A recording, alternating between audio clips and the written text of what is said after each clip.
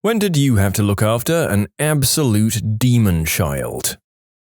I babysat all through junior high and high school to make my spending money. The worst was a referral for the friends of a family that I babysat for all the time. This new family had 2 twin boys who were 8 and a little boy who was just starting her toilet training. The kids were very nice during the introductions, but it soon turned out they were hyper as heck as soon as their parents left. The boys whooped and hollered and chased each other through the house. I convinced them to play Legos or whatever in their room to keep them quiet because I had to deal with the little girl who needed to potty. She kept trying to go number 2 in her little training potty, but it wasn't happening. Then I heard the boys screaming at the top of their lungs, so I left her on her potty to find out why the boys were freaking out. The boys' bedroom had 2 single beds. Each boy was standing on his bed, peeing at the other one like they were having a pee-pee duel. They got urine everywhere, on the walls, the carpets, the sheets, and of course, all over each other. So I was ticked off at these kids and told them to change their clothes and strip the sheets. They just keep laughing at me and make me chase them around the house like it's a funny game to be soaked in pee. Meanwhile, the little girl, who wasn't wearing any pants or undies, drags her potty into the kitchen, singing at the top of her lungs about how she's pooped now and wants me to look. When one of the boys runs through the kitchen, he accidentally overturns the potty and stuff gets all over the linoleum. As much as I wanted to cry from utter frustration, I managed to hold my temper and calm them all down enough while I cleaned up as best as I could. Which is tough when it isn't your house and you have no idea where they keep all their cleaning supplies. When the parents finally came home, they didn't offer any apologies for how their kids behaved or any extra tip or anything like that. Needless to say, that was the first and last time I ever babysat for that family. I hope those gross little boys smelled wee-wee on their mattresses forever afterwards. And by the way, this was back before everyone had cell phones, so calling the parents to come home immediately wasn't really a good option. It would have involved calling a movie theater or whatever to track them down when I didn't even know what film they were seeing, or even know if they'd finished eating dinner out yet. Unless the kids were dying, I couldn't call the parents. I'm rather proud of my 14-year-old self for being a trooper and sticking it out rather than just giving up. Plus, it was pee and poop. I'd changed diapers and cleaned up after pets before. I got the sense when they hired me that they had a really hard time finding a permanent sitter. They hoped I could be on a regular schedule for them like I had with their friends. That should have been a red flag. They called me a few times after that night, but I always told them I was booked. I should have been honest about the reason why, but I didn't want them to badmouth me to everyone else in the neighborhood. Parents never want to hear their kids are anything but perfect angels. Haha. Well, as gross as that sounds, I do wonder if these kids were really that bad all the time or if the acting out was a thing because the sitter was there. But yeah, the parents probably owed you an apology at the very least. The little girl didn't seem that bad. I think most of her antics can just really be put down to her being very young. I babysat one who climbed out of his bedroom onto the roof of his house and started the house on fire. That kid was a demon. He was 9 at the time. I called the fire department and got all 3 kids out of the house. Luckily, the fire station was a few blocks away, so they were there and put it out before it really got going. It was just smoldering. I was about 16 at the time and I was very much in demand as a babysitter. I was also no nonsense, which I made clear to the parents. I was given permission to give the kids a whack on the bum if I needed to. This was the 60s, of course. But this particular kid was beyond even that. I lived on the block 4 houses down with my parents and 8 siblings. I continued to sit for them because they paid me a lot of money, especially after that, and they couldn't get anyone else to do it for some reason. They eventually moved to a mansion in a very wealthy neighborhood because the dad was made VP of the company he worked for, and they still drove about 10 miles each way to get me to watch their kids. I'm still in touch with his sister who lives in Atlanta. I always thought he'd end up in prison, but surprisingly, he's a fireman. I'm not technically a babysitter, but for a few months I had to babysit my husband's nieces and nephews. Those kids are awful. Their parents neglect them, and it shows. Here's a few highlights. I rescued a 2-week-old kitten, nursed him back to health, and adopted him. One day while I was doing dishes, the 2 youngest took him outside and tried to drown him in the above-ground pool. Twice. He survived. My in-laws' house was also filthy and roach-infested. While one of the kids was eating dinner, a roach apparently crawled across his plate and he started hysterically crying. I went to calm him down and one of the others ran into the kitchen, opened every spice she could get her hands on and dumped them all over the place. I decide I have to keep the 2 smaller ones with me at all times due to their antics. I put them on the kitchen counter to help me cook, and they actually start behaving, and I thought I'd found a successful method in handling them. I was wrong. One asks me a question while the other one takes out glasses from the cupboard and starts smashing them on the ground.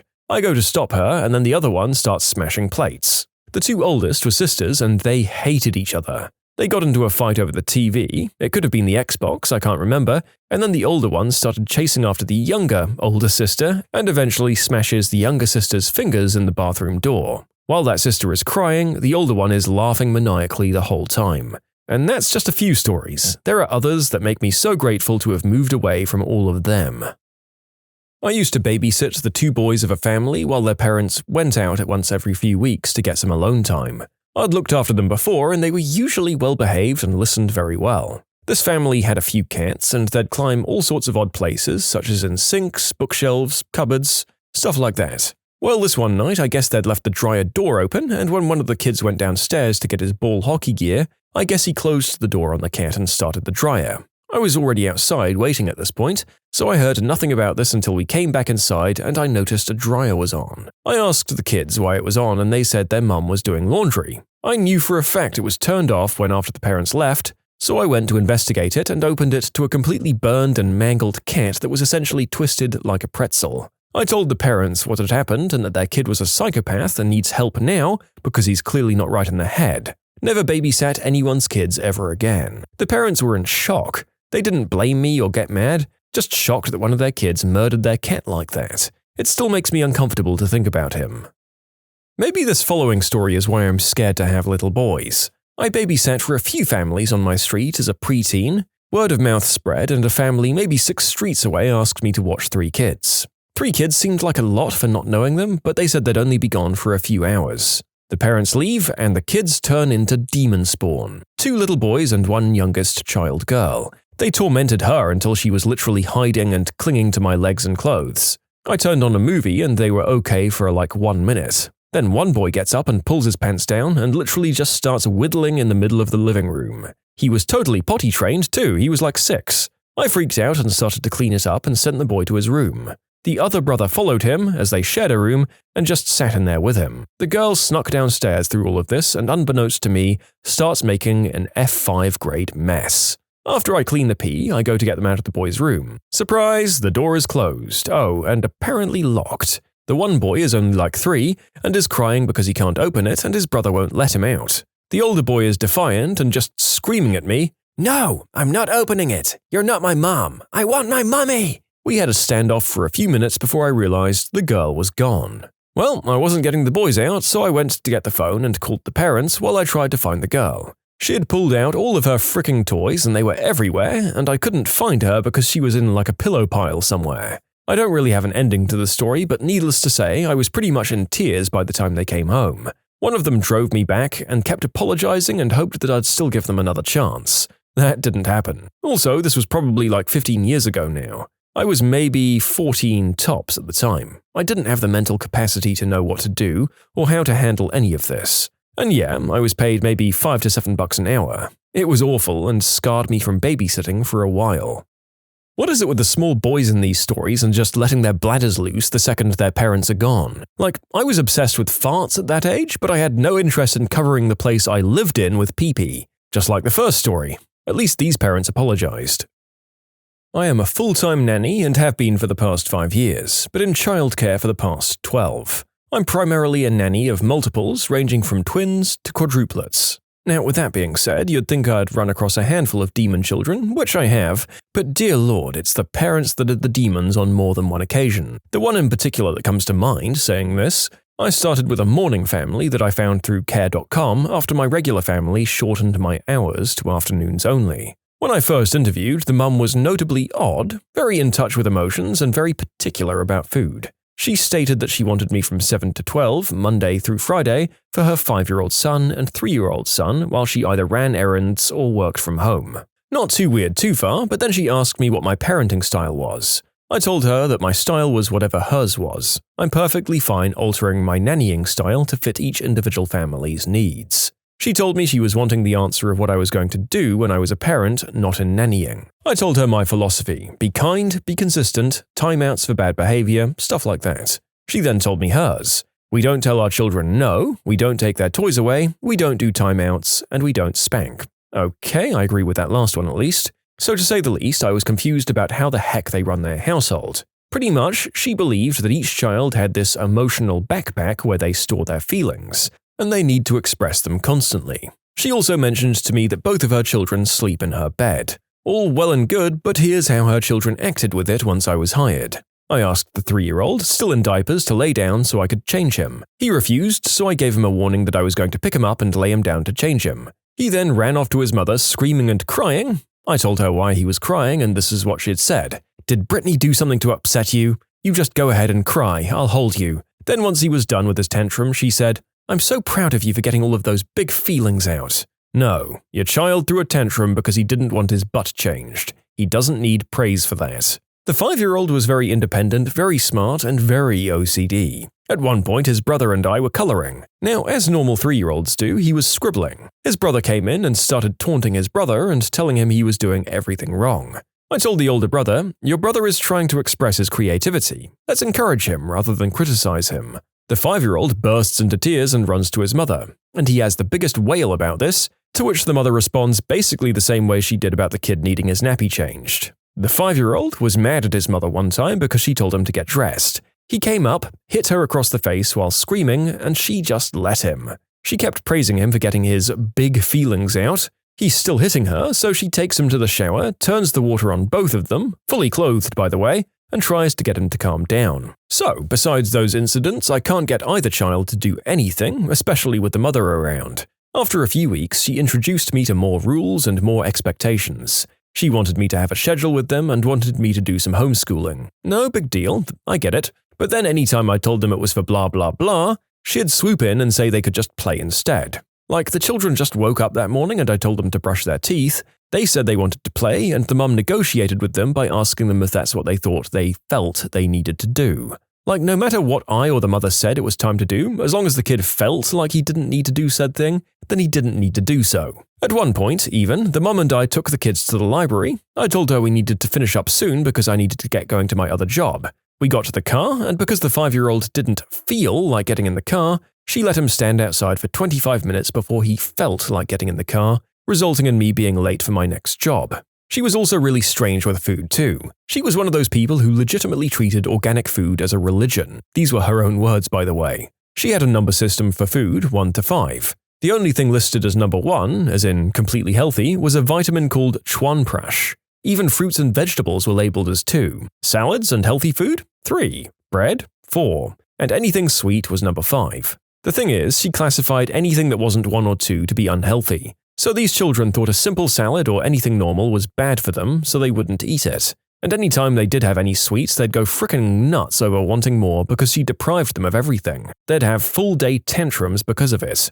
And my last note is that she didn't allow any electronics in the bedroom, not even an alarm clock. So this meant I had to wait every single day in the cold, ringing the doorbell constantly, sometimes up to 45 minutes, for them to come answer the door. Needless to say, I quit within 2 months. It was utterly ridiculous.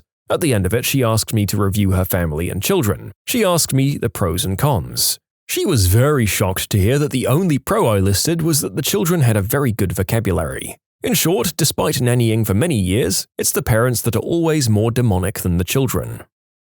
You can submit your own stories to be featured here on the channel. The story submission link is in the description below. And if you want to listen to some vibey music in the background, check out easymode, also linked below, and subscribe. My friend babysat a kid with pica. Had to follow him around everywhere yelling, "No, don't eat that." Kind of like having a new puppy. Ended the night watching him chew on her flip-flop while it was on her foot. Kid threw an easy bake oven at me and then tried to lock me in a closet. This is way funnier than it should be. I'd say a bunch of the things we've read up to now could honestly be put down to bad parenting, having no boundaries up until the story, or the kids being young and curious, or just being wired differently. This thing with the easy bake might be the first thing I've read that seems to be legitimately malicious. Although the cat in the dryer might also qualify if we knew more about that kid.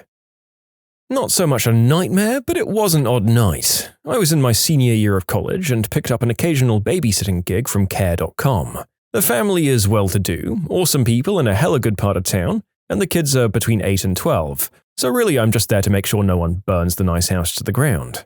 With that being said, the younger one, who we'll call Adam, was definitely on the spectrum. I head over one night and the parents call Adam down. I notice he's just in his tighty-whities, which is how he slept, and he seems totally frickin' out of it. The parents ask him to tell me what had happened. When he's too incoherent to tell me, they finally blurt out that he had his tonsils taken out like 48 hours ago. Oh, okay, awesome. Thanks for the heads up, but I guess this is what I'm dealing with. So anyway, Adam goes back to bed and I don't hear anything out of him for like the next 5 hours because the little guy is riding high as frick on pain meds. I check up on him a few times. We're good, whatever. It's now about 10 or 11 at night and I hear him come down the stairs and he's holding a stuffed animal Bowser. I say, "Hey buddy, how you feeling?" Adam says nothing. "What you doing, Adam?" He silently walks into the kitchen. "Adam, do you want something to eat?" He opens the freezer in total silence still. "Why don't you let me help you, Adam?" To remind you, this kid is in nothing but his undies and holding a stuffed animal. He finally acknowledges my presence and looks me straight in the eyes and then gargles,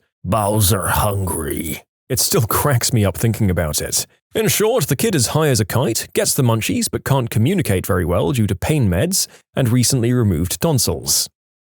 I had one main family I regularly babysat for after college, and they recommended me to a friend of theirs who had 2 girls. Both families were well off, but very different. Anyway, the second family's 2 girls were beyond spoiled. I mean reality TV show spoiled. The youngest, who was 5, would blood-curdle scream for a good 15 minutes running through his mansion house when it was time for bed. I always felt like a jerk calling the mother, but they didn't pay me enough to put up with that bullcrap. I'd have to set the girl up in the special room and rub her back while she fell asleep after she spoke to her mother. I sat for them 3 times and avoided their calls after that. I babysat 2 kids throughout the school year and multiple days in the summer when I was in high school. I was pretty much a 9-to-5 nanny when not in school. I really loved those kids, which is surprising, considering the first time I babysat them all day, it all went to hell. The older sibling was a boy in my cousin's grade, and the younger one a little girl. They were maybe 6 or 7 and 3 and 4 respectively at this point. I'd babysat once or twice before, but never a whole day by myself. I don't know what started the incident, but the kids began to fight. Before I could break it up, the little girl threw a heavy, pointy metal toy plane at her brother. It hit him right in the corner of his eye, barely missing his actual eyeball. He started gushing blood everywhere, all over his clothes, all over the expensive Disney store Winnie the Pooh blanket his sister had been walking around with, all over the pristine white carpet. He freaks out and starts crying, asking me if he's dying. Hardcore, terrified kid sobs. I rush into action and usher him to the bathroom and get a cold washcloth. I had to coax his hands away from his face so I could see what I was dealing with, and eventually I get the blood wiped away and see it's a very small cut. I have him hold the cold washcloth to his eye and I work on calming him down. The bleeding stops, I get him into fresh PJs and send him to his bed to lie down for a few minutes since he'd worn himself out at that point. That's when I realized that I haven't seen his sister in about 10 to 15 minutes. I got sidetracked with the bleeding, panicking kid and now I have no idea where the culprit is. I ran around inside the house and checked all of the doors and locks. Still locked, so I know she's at least inside. I'm fighting back tears and running around the house shouting her name, trying to find her. I go back to her brother's room deciding that I need to get his help, and that's when I hear it. Little sniffles and quiet hiccups from behind his bedroom door. She was a small child and had hidden behind the door fearing that she was in trouble and that I was going to whack her. I didn't, of course. So now I'm comforting her but also telling her that hurting her brother and hiding from me isn't okay. I'm completely drained and wigged out at this point, so I have the kids go to the living room with me and sit them at opposite ends of the couch. I put on a kid's film and get to work cleaning up the blood from the carpet and floor. Then I sit at the kitchen table, open concept so I can see them, and quietly try to calm myself down so I don't throw up all over myself. I'm really proud I got the bloodstains out of the carpet though. I had a 5-year-old pull out a pocket knife on me and demand I give him my Pokemon cards. Aha! That child attended the video game school of how to get what you want, I guess. Classic Elder Scrolls protagonist material right there. Also, I'm curious as to whether the knife was the property of that kid or not. I had a kid go to the bathroom, go number 2, run out with no pants, no wiping, grab my house key and throw it in said mess. When I fished it out, he sat on the couch rubbing his butt. I used every kind of soap on that key. When his parents got back, I waited to get paid. Then I explained things, pointing to the spot on the couch, and I left. I had a kid who was literally the embodiment of Cartman from South Park. He fried his pet rat and tried to eat it. I wasn't there when it happened, but when his parents told me, I made sure to never see that devil again.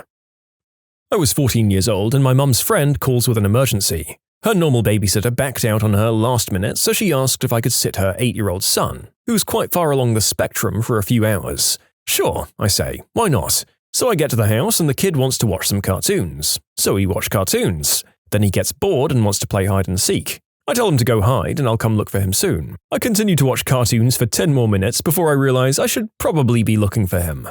Now, I was on the bottom level, and they had one of those split-level houses where you walk in the front door and you can either go upstairs or downstairs. So I start walking up the stairs yelling, "Gregory, where are you?" You know, the usual. So I get to the foyer landing in the middle, and this kid slides out from the hallway to the top of the stairs, Tom Cruise risky business style, except he's completely in the buck, and he screams, "You scared my pants off!" Now, this kid is fairly large, weight and height-wise. This was also the first male member I'd ever seen. I was immediately scarred for life, called my mum, explained the situation and that I wasn't fit to babysit anymore. She came and took over and I walked home and sat in silence for a while. I have never babysat again since then. What's the most embarrassing thing a parent has done to you? For those who didn't grow up in a time where you shared a phone with multiple extensions with your parents, consider yourselves lucky. For those who did, me. Hi, it's Kerry. I was wondering if you were going to the mall tomorrow. Girl I liked. Yeah, I think so. It's Saturday, so I usually go with my friends. Me. Well, if you're there, do you want to, meet up somewhere and have lunch? Girl. Yeah, that sounds good. Where do you want to go? Well, I was thinking… There's a click, some numbers dialing. Mum. Hello? Me, yelling upstairs. Mom, I'm on the phone! Mum, through the phone. Carrie, are you on the phone? I was calling my friend Reva. She's having some people over tomorrow, and I wanted to know if she wanted any potato salad. Me, yelling upstairs. Mom, I'm on the phone with Susie. Get off! Mom. If you want, I can make a little extra so you can take it to judo. I know how you get tired after class. Oh, I hope I get to go this week. You look so handsome in your judo outfit. Click. Me. Sorry, Mom can be so embarrassing. Mom. I don't think she's there anymore, honey. My dad was worse. I distinctly remember having a conversation with my best friends over the phone about a boy I liked, and my dad just chimed in with, "Oh, who's Jackson?" because he'd been listening on the other line the whole time. Had my first boyfriend in middle school and brought him home one time. At one point, my mum made him bring me my clean laundry. And by that, I mean a single pair of pink High School Musical underwear. I cried from embarrassment, but he was actually pretty cool about it and comforted me. Then, he cheated on me. My dad, influenced partly by Bad Boys 2, decided to mess with my boyfriend on my first date by acting like a real hard man. He filled a whiskey bottle with tea, then when he answered the door, he chugged the whole thing while staring my boyfriend down, then tried to break the bottle over his own head. The date was cancelled due to the hospital trip, and I became known as the girl with the bat crap insane father. "Don't concuss yourself this time," became the running joke once I was able to get a date again. That's incredible, and I want to know whether the father knew the risk involved or was just actually stupid enough to try and emulate something he'd seen on TV. I want to know what the hospital people said. I know when my partner had an oral allergic reaction to my rats and his face started swelling up like those pics of dogs that ate bees, the health center staff was highly entertained. My butt was sitting there in the waiting room like, yes, he understands allergies. Yes, he knew he was allergic to them. Yes, he insisted on petting them. Yes, he had an oral allergic reaction to them because he was feeding them tiny pieces of gummy bear by pinching pieces off, then ate the rest of the gummy bear. Yes, I am questioning my assertion that he's very smart. When I was a senior in college, I was working a part-time job. They offered to make my current position full-time once I graduated. Before I got a chance to respond, my father found out and contacted my supervisor expressing concerns about the offer and the fact that I was still in college. How my father found out still boggles my mind, but when my supervisor told me that my dad called him, that was probably the most embarrassing thing either of my parents have ever done. I spoke to my parents a few months after it happened, and the only thing they considered wrong with the situation was that my supervisor told me my dad had called. Another story for your entertainment, when I was in 7th grade and went to a youth conference with my church. All the students got a free t-shirt and people were signing each other's names on them. This one girl signed mine, dotted the I with a heart and left her number. Well, I get home, my mum was doing my laundry and finds said number. Yep, you guessed it, my mother called the number and told the girl I needed to focus on my education and didn't have time for girls. After I submitted a job application to a manager when I was 16, my mother barged up and started going on and on about how I was really shy and not much of a people person. Yeah, that's what a manager wants to hear about an applicant for a customer service job. What the frick was she planning on doing? I don't see how anyone could think that was a good idea at all.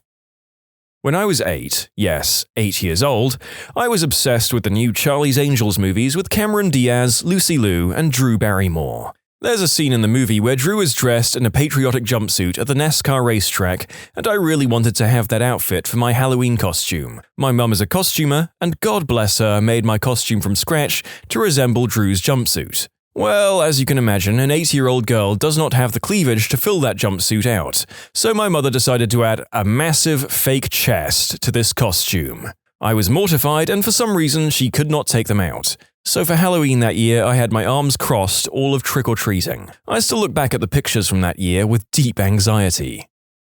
She Googles my boss's number, called him in his office, and asked him to put me on the phone. In his office. I was in a meeting with a client. I didn't answer her call on my cell phone in the middle of a workday. She wanted to gripe about my stepfather and wanted to talk now. No emergency or anything, she just wanted to talk and gave zero craps about the consequences of her actions, as per fricking usual. And that's the day my boss and pretty much the entire company lost respect for me, when the mum of their co-worker called him on his boss's office to talk about personal crap. A few months later, I resigned. There was nowhere to go in that place anymore. My mom did this to me when I was 18. She turned up at my job on my day off and talked to my boss about all her personal problems while being really clingy and trying to win his approval and start dating. I was on probation and the manager had no time for that crap, so I got a call to not come back. I had no idea that it had happened at the time, and it wasn't until a few weeks into looking for work that she decided to tell me about it. She had always done embarrassing crap like that my whole life,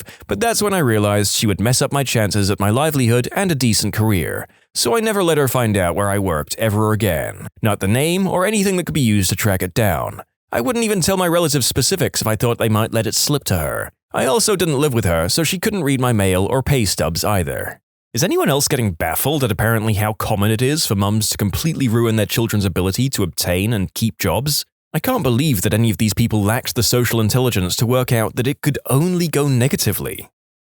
Maybe not the most embarrassing, but certainly top 10. My mum went through this phase where she would talk during movies, specifically about what's going on in the movie. She was also terrible at paying attention to what was going on, so oftentimes what she was explaining was incorrect. In addition, she would try to talk over the movie. Mum would occasionally have to yell to make sure she was heard over the action scenes. Imagine, if you will, watching the aftermath of the stampede scene from The Lion King and the person next to you yelling, "Simba is sad because her dad died." My late mom got worse and worse about this as she got older, chatting through church services, movies, TV shows, using a loud voice in the otherwise quiet environments like public transportation, etc. Like, did part of that etiquette fall out of your brain at some point? You taught 2 kids how to act right, and now you're off the hook? My sister's college graduation, my dad, my now husband, and I all ignored her, so she proceeded to talk everyone around us through the entire ceremony. Not horrible compared to a lot of these, but ugh. Unfortunately, this isn't a fun story. When I was 16, I had a big birthday party at our house. It was wonderful. I got to invite close to 30 friends, including new people from school. My dad made sure to have my favorite chocolate mousse cake as dessert. It turned into just a bunch of teenagers having a great time and talking. Then my mum was suddenly drunk. We never even noticed her drinking. She began microwaving slices of cheese on a paper plate and eating it with her fingers. Most of the kids didn't notice except for my BFF, who had some prior knowledge of her addiction. Kids began leaving, but not before my mum then began asking one of my friends, who was 15, about her intimate life, and whether she was doing one of the other boys at the party. I thought I would die while standing and watching it happen. I had a male friend come over after school, and my best friend/neighbor was going to join soon after. They were dating at the time. Anyway, we get off the bus, started walking down the alleyway, and noticed my mum pulling out of the driveway. So we walked up to the car, and I asked where she's going. "Mum, we're heading to the grocery store. Do you need anything?" Me? No, I think I'm good, Mum." "Okay, well, I noticed the cucumber in your room was looking a bit soft, so I'll grab you another one." My friend looked like he was actually about to pee himself. Was there an actual cucumber, or was she just messing with you? Oh, she was definitely just fricking with me, but she did come home with a cucumber. I'm 21 and my mum still tries to order my steak for me. I ask for medium rare and she says, "No, he'll have medium." And I say, "No, medium rare." And she goes, "Okay, whatever, that's fine." My 350-pound mother streaked in front of my boyfriend and my friends for $100. I was only 16 and that image still haunts me. My butthole of a stepdad thought it'd be funny to give my alcoholic mother money to mortify me. When I was 10 or so, I was struggling with being too big for kids' clothes and too skinny for most juniors' clothes. I was trying on this dress with a mesh area around the neck in the department store dressing room, and it was so big on me that my bosom literally showed through the mesh part that was supposed to be around my collarbones. Kids that age are moody, so I just lost it in frustration and started crying. My mum was like, "Oh, just let me see." But I didn't want her to see because that meant showing the whole fitting area, my whole chest. Finally, I showed her, and when she saw how upset I was, instead of comforting me, she decided to mimic me, fake crying in my voice and saying, "Oh my god, everyone can see my chest," and flashed everyone in the dressing room. Jeepers creepers, I came here for dad jokes and funny cringe moments, not actual childhood traumas. This kind of stuff will mess you up for a long time. Well, since we're committed now, here's another one. Sorry, this is a long one, but this will always stick with me until the day I die. So I really liked this one girl in high school, and I was always hoping we would talk someday, but I was a shy and quiet person. So one day we were all waiting around in the hall, and she started going off about her ex-boyfriend and stuff, and I was just there listening and watching. She looks at me and randomly says, "Hey, will you be my boyfriend?" My butt clenched so tight, but I was able to smoothly say, "Sure, why not?" And she just laughed and said okay. So later in the day, I somehow gained the courage to ask her for her number since I'm her new BF, and she smiled and said she wasn't being serious, but would actually like to talk to me. She says she's been wanting to, but I just never asked. Holy crap, my mind was going absolutely insane around this time, so I took her number and walked away without saying anything, because I'm me and will say some stupid crap to screw this up. Fast forward to that night, I'm at home and was going to grab the telephone to give her a call, and my mum asked what I'm doing. I let her know I was calling a friend to talk for a few minutes, but she just said no.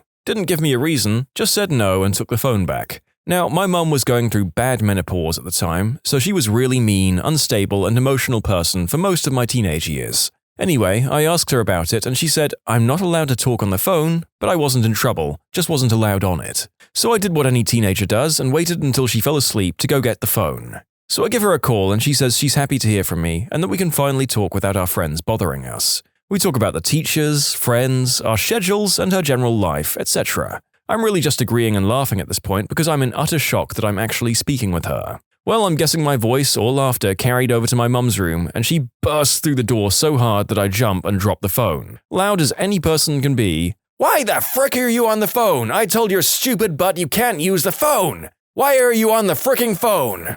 I was not expecting that outburst at all, so I just said I was talking to a friend and asking them for help with homework. She says, "I don't give a crap. I told you not to be on the phone, and now you're talking with your friends? Who the frick are you talking to so gosh damn late?"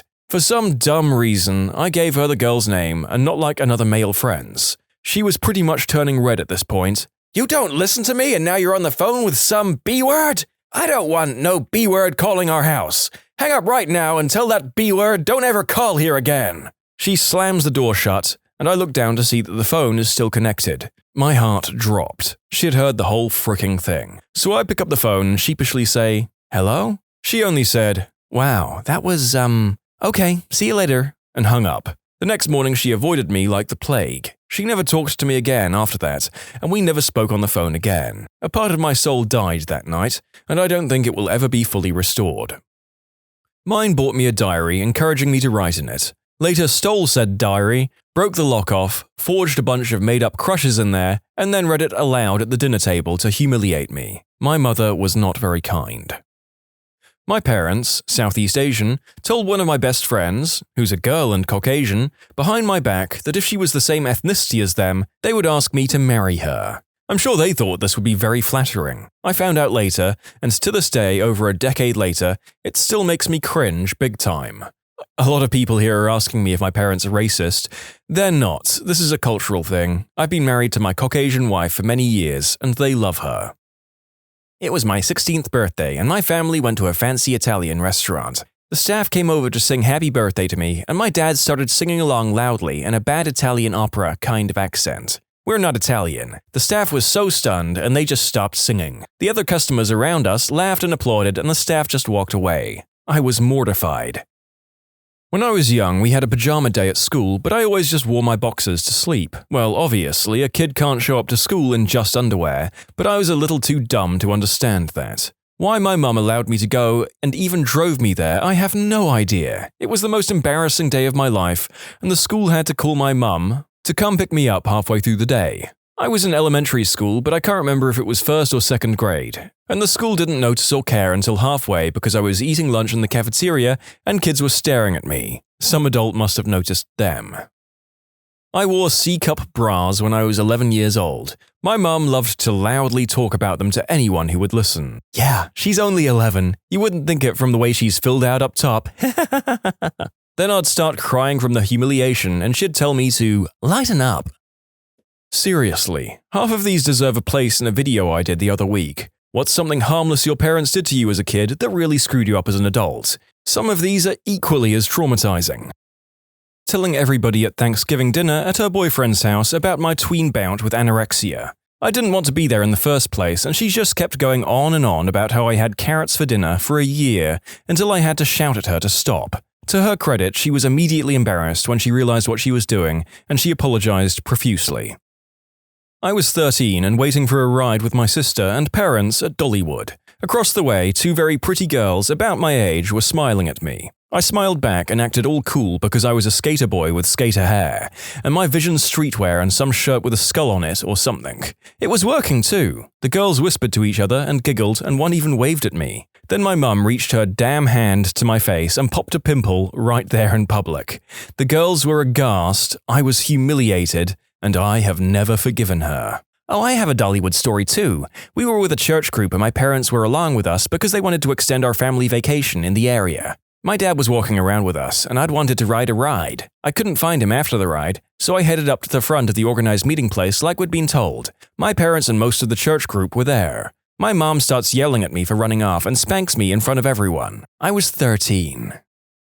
When I was 5 or so, my preschool did a play based on Noah's Ark. It was a pre-K attached to a church. We were instructed that our costumes were supposed to be raincoats, rain boots, or umbrellas. I didn't have any of those things but begged my dad to get me at least one of them so I'd fit in and follow the guidelines. Fast forward, the night of the play, I'm frantically scanning the audience because my dad is always late. He finally shows up and brings me a life jacket. I had to stand up there with all the kids in their little raincoats in a life jacket. I was really embarrassed. Dad's defense was that I was the only kid who would have survived the flood. I can laugh now, but I sure wasn't laughing then. My father was a huge racist and used pejorative terms to describe other people. I knew about the words for African Americans, Chinese people, and Japanese people, so I never said them. Little me didn't know about the other words. I used one in class to answer a question my history teacher asked, and he was properly horrified. I was immediately removed from class and my confused butt was grilled for hours about my word usage. I finally said I didn't know what I did wrong. My dad says it all the time to describe people from that country. They called my mum and I had to go home. There was a shouting match between my parents and my dad's mother that night and I was beaten soundly by my father. Mum made me call my 8th grade social studies teacher at home to ask if I could use him as a job reference. He lived with his parents still and I asked for him by first name. He waited for me at my locker the next day to tell me to never phone his house again, parents' house, and never call him by his first name again. Didn't get the job either. Mum denies this ever happened and claims she would never demand I do something so strange. Don't you hate it when your parents become revisionist historians? I came home from school with head lice. Instead of telling the teacher, who would send a letter home to everyone without it specifically naming which child they noticed had lice, my mother rang every person in my class that she had the phone number of. She would have a chat with the parent, all, "Yeah, she has head lice, so you need to check your kid." I probably got it from someone in my class, and the whole class likely already had lice, but kids don't realize that, so the whole class were calling me dirty and saying that I'd infected them. It was horrible. I was hysterically crying while she called people. I didn't expect so many people to read this, so to address the concerns, she never did anything bad ever in my life except this, and she kept saying, "Don't be stupid, I'm just telling their mothers so they can sort it," and presumably didn't expect them to tell their 7 or 8-year-olds who it was. Clearly someone did because the whole class knew it was just me by the next day. Seems there's a lot of comments below with similar stories of adults having no clue how oddly shameful it is to have lice when you're little, which sucks, but kids will jump on anything to be mean sometimes. I have aggressive Crohn's that started showing up around 8th grade. My mum took me to all of my doctor appointments, which were all pretty embarrassing because no teenage boy wants their mum involved in their butt-related illness. One particular visit, we were about halfway through the appointment when she whipped out a Cool Whip tub. Turns out the following night I used the bathroom and it didn't all go down, so she thought it would be helpful to load up that in our poor people Tupperware and haul it into the doctor so he could look over it. He had the confused, "What am I supposed to do with poop in a Cool Whip tub?" face for a good 5 to 10 seconds, then politely dismissed it. Who would have thought there isn't any medical knowledge to be gained from fishing poop out of the toilet, refrigerating it overnight, and schlepping it up for an office visit? When I was a senior in high school, I had left the lights on in my truck all day and had to call my dad to come and jumpstart my car. Now, my father is 6'1" and has a very large belly. Mother Fricker rolls up in cloth shorts and no shirt to jumpstart my car. Then there was a time a few years earlier that my mother had him sent up to school to give me a sandwich before a football game. The man's boxers were longer than his shorts. He's always there for you when you frick up though, isn't he? He'd give you the shirt off his back if he was wearing one. This is actually something people have said about him. Just saw a mother walk into a classroom with a handheld radiation meter and proceed to tell the teacher that little Billy needs to sit in the back corner of the classroom because of the toxic school Wi-Fi radiation. What other insane things have you seen/heard of that these helicopter moms do? Joke's on her when I tell her that visible light is also quote-unquote toxic radiation. Maybe she'll go back to whatever cave she crawled out of, this time with their lights turned out. What I don't get here is that mom was perfectly happy with other children getting killed by the supposedly lethal radiation. Surely, if she was so confident it was toxic, she would have nobly saved the whole class by getting them out of there. But I guess she believes Wi-Fi is toxic, so logic should not be expected. I work in HR at a large telecommunications company. We usually sit in the conference room and can see/hear the interview candidates while they are waiting in the lobby. This poor guy was probably 19 or 20, and his mother wanted to go into the interview with him. We actually had to ask her to wait outside the lobby because even after being asked to sit down, she said it was her, quote, right to be in there. WTF? Guy didn't end up getting the job, and she later called and asked where she could send an appeal letter. Wish I had saved that letter. It was intense. I made a really great friend in high school. He and I were as thick as thieves. Early on in the friendship, my parents took us to a movie. I don't remember the movie, but the start of it got delayed by technical difficulties by about 20 minutes. My parents called from their cell to let my friend's mother know, but only got the voicemail. Thinking that would suffice, we all proceeded to have a good time. Fast forward to the end of the movie, my mom turns her cell phone on and discovers her voicemail box is suddenly full. 20, I believe, was her limit. All of them were my friend's mother calling, pleading for us to return her son, and she would pay any amount we demanded, and that if we called back soon, she wouldn't go to the police. She literally had thought we kidnapped him. Suffice to say, when we got home only 20 minutes later than planned, the conversation was rather awkward. My dad figured out exactly how long it took to walk home from school.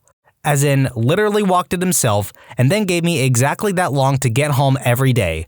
If I was more than 5 minutes late, I got a beating for, quote, screwing around. Then they got mad that I had no friends, and after a protracted argument and fight, I got an extra 15 minutes to make friends after school. That winter, I got in a snowball fight and was having fun and didn't realize I'd gone a little too long. So dear old dad drove to my school and started wandering around, bellowing my name until he found me. That was a blast. I believe this is the year after he stood in front of my entire class and told them to start being nice to me. I'm so glad I change schools every year. That sucks. I know the feeling though. My friends almost never wanted to come to my house, and I pretty much blame it on my folks. My dad was just an embarrassment, blew up on me for having friends over once, and told me I couldn't have anyone in the house unless I asked. This was in front of my friends, whom I had known for years and whom were also let in my house by my mother right before she went to work. Then there were 2 instances where I asked if some friends could spend the night. Got what was basically a yes, and then they ended up having to leave because my mother said that since she didn't talk to their parents, again, the first instance where people I had known for years, it would be considered kidnapping. Then the second time, my dad barged into the room, screamed at me, and called my friends bums to their faces, telling them they had to leave. Needless to say, I didn't have many visitors over, and my social life was almost non-existent. There was a girl in my 5th grade class whose mother would take an hour out of her day to come supervise recess. Every 5 minutes, she'd blow a whistle and go, "Emmy, it's time for your shade break." And, just like clockwork, Emmy would have to go sit in the shade for 5 minutes. This crap got really annoying when we would play team sports. No one wanted Emmy on their team. Went to a play group for children with special needs involved with infant development. Talked to a mom after I noticed that she wouldn't let her son off the mat he was playing on, chit-chatting, all the while she was stopping her kid from going off the mat. When I said something along the lines of, "Wow, your son really wants off that mat," she replied deadpan with, "Well, he was a preemie, so I got to protect him from the world." My daughter is blind, has albinism and nystagmus. She was rolling, yelping, and climbing up everything like a spider monkey. Ugh. When I worked at a coffee shop with the most helium-like, whiny freaking voice imaginable, came and ordered a 7-step customized drink and threw a fit when we just asked her to repeat it. "Oh no! Am I the bad guy? I'm sorry! I thought you'd be able to speak English!" Then she goes, in the same whiny, begging voice, "Can my son have a job?" I hand her a job application. "He already sent one in! Can you just hire him? Hey! I don't want whipped cream on that!" "So, can he have a job?" I tell her if he's sent an application, he'll get a call when the manager looks through the stack. We had like 20 applications at any given point. So he's just gonna be one in the pile? Yeah, that's not gonna work. He's a great kid. Just freaking hire him. Just to get rid of her, I wrote down her son's name and say I'll look into it. I hand her her drink and she leaves. My manager, who heard her screeching voice from the back room, immediately calls me over to see that kid's name. He digs through the pile of applications and immediately shreds the kid's application. His only words, "If we hire him, his mother is going to be here all the time." I once interviewed someone for an entry-level job. The next day, I got a follow-up call from his mother. This kid had not made the cut. He didn't interview confidently and didn't enunciate very well. Not good for a call center job. But I hadn't passed that on to HR yet. I told this woman a little white lie though. I informed her that he had been in the running, but since he can't be counted on to do his own follow-up, he's clearly not the kind of employee I want. When I was in high school, I would go teach French to elementary school children with a few friends of mine. I used to do magic tricks for the kids because they would go absolutely ape and they all loved it. One day I was teaching them, and I told them I had a special trick. I did the Balducci levitation for them, and they went ballistic. Afterwards, the teacher pulls me aside and sternly tells me I'm lucky she didn't throw me out of the classroom because one of the students, who happened to be absent that day, is, and I quote, anti-Wiccan and isn't allowed to view, quote, black magic. Had a helicopter mom who became one of the middle school's lunch monitors in order to help her kid make more friends. She would carry around candy and would only give it out to people that were friends of her child, literally denying others if she didn't know them. Ah yes, bribery to make friends. That's surely a good way to show your kids. You haven't seen anything until you've seen helicopter hockey parents. They don't only hover over their kids, they encourage horrible sportsmanship. A few years ago, when my goalie brother was playing Squirt AA, so about age 9 to 10, the opposing team equipped themselves with the age-old strategy of run the goalie. The coaches were in on this. The parents cheered bloodthirstily whenever these little jerks ran into my brother, and they kept this up more than they attempted to score. My brother had had enough.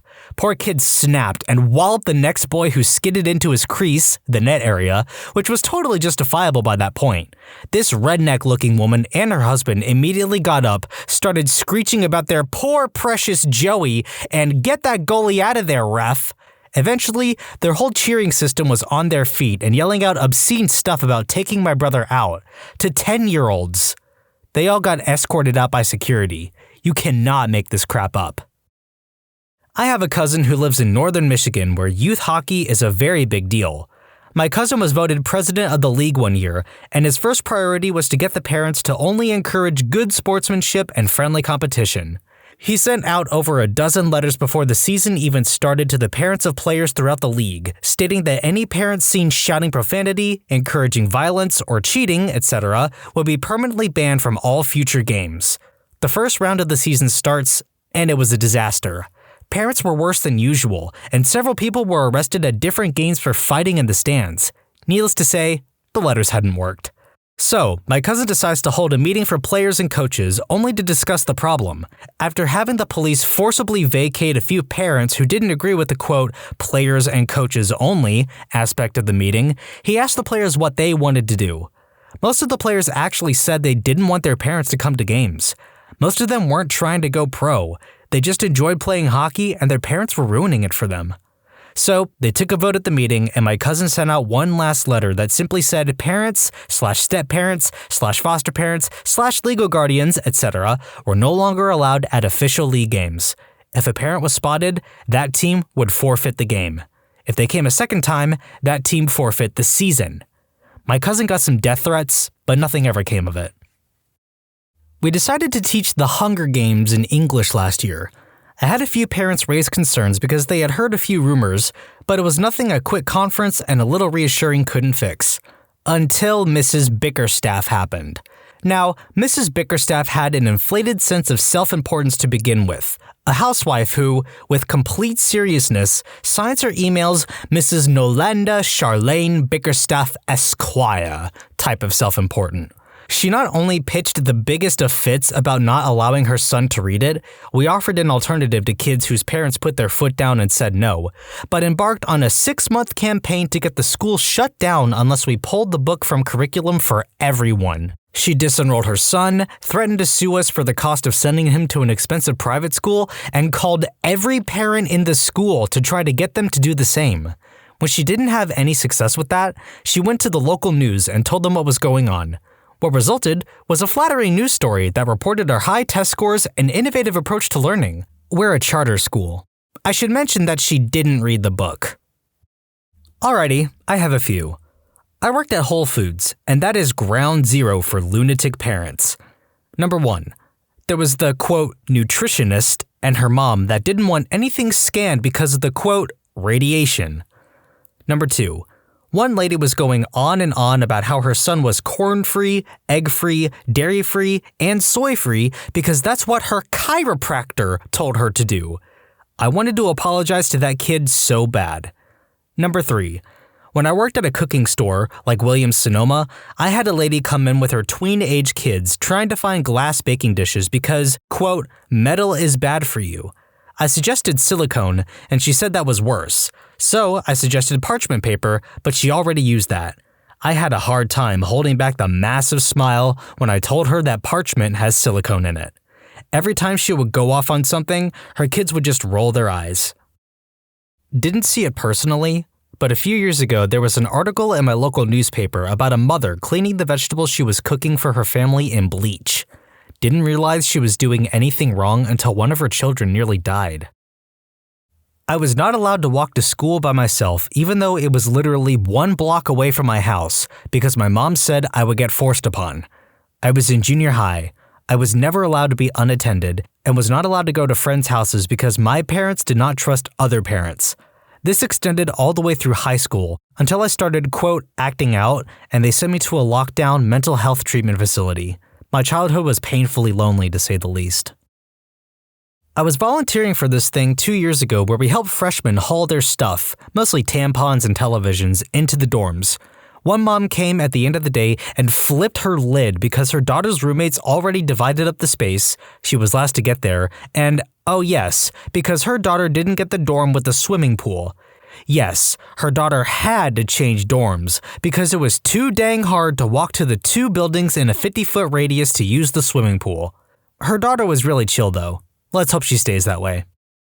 Pro tip for younger Redditors, if you're going to bring your parents with you into an admissions interview for a graduate program, it won't hurt your chances of getting in, but it will make you the laughingstock of the admissions department for the day. My brother is an admissions counselor at a major American university for one of their graduate schools. He told me that it's not an uncommon thing these days for helicopter parents to attend their children's admissions interviews with them. These are people in their 20s taking their parents with them to admissions interviews for graduate school. My jaw dropped when I heard this. We know them as umbrella parents because they cover you from everything. Poncho parents are more extreme. They're the parents that won't allow computer access without them right there, put huge restrictions on TV, G or PG, kids like 16, won't allow any video games, etc. Anyways, a Poncho parent I know managed to keep her 16-year-old son under the delusion that girls are gross and have cooties. My cousin has a helicopter mom, very controlling and dominant. Kate never got to think for herself, never had to learn discipline, financial or personal. She never had to. Her mom did it all for her. When Kate finally got into university and was away from her mother for the first time in her life, Kate went completely off the rails, since to all extents she was an 18-year-old with the maturity of an 8-year-old. She would struggle to fill out basic paperwork and forms for the class, since she'd had no experience of it. Worst of all was that she had no experience of the opposite sex, since she'd been sheltered all her life, and so she got taken advantage of frequently. What was even more stupid was that her mom still to this day does not see where she went wrong.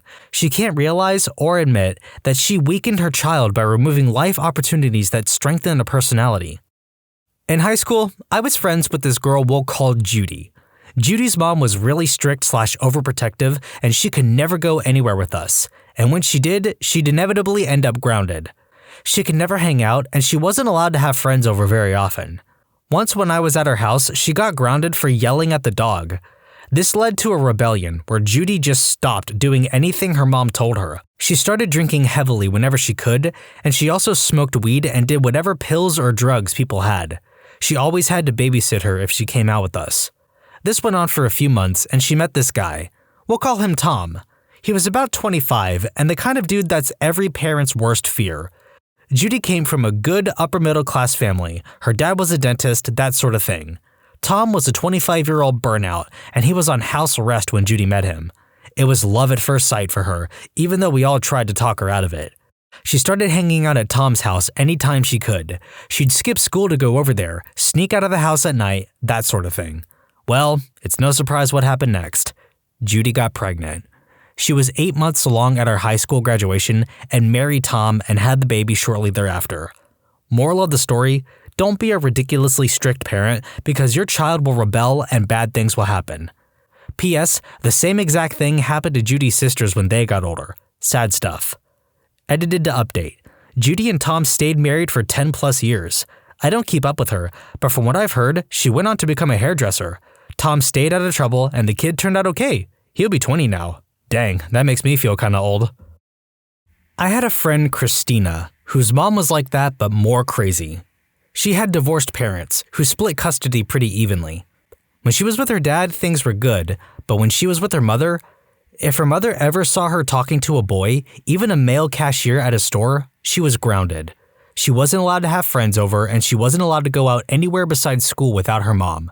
Even when she was staying with her father, she would get called at least once an hour. Needless to say, she rebelled. Girl was a notorious nympho and a bit of an exhibitionist. She would flash cars, make out with anyone at the drop of a hat, and pleasure her boyfriends in public spaces.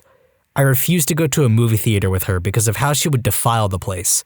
Thankfully, she was smart enough to use protection and wasn't interested in drugs. Hilariously, when her mother met me, she decided on the spot that I wasn't allowed to be her friend because I was such a bad influence. Apart from my looks at the time, I was a poser punk/goth/whatever girl. I was perfect. I didn't do drugs, had decent grades, I was the only one of our friends involved with church and volunteering, and I was waiting for marriage before giving up my V-card.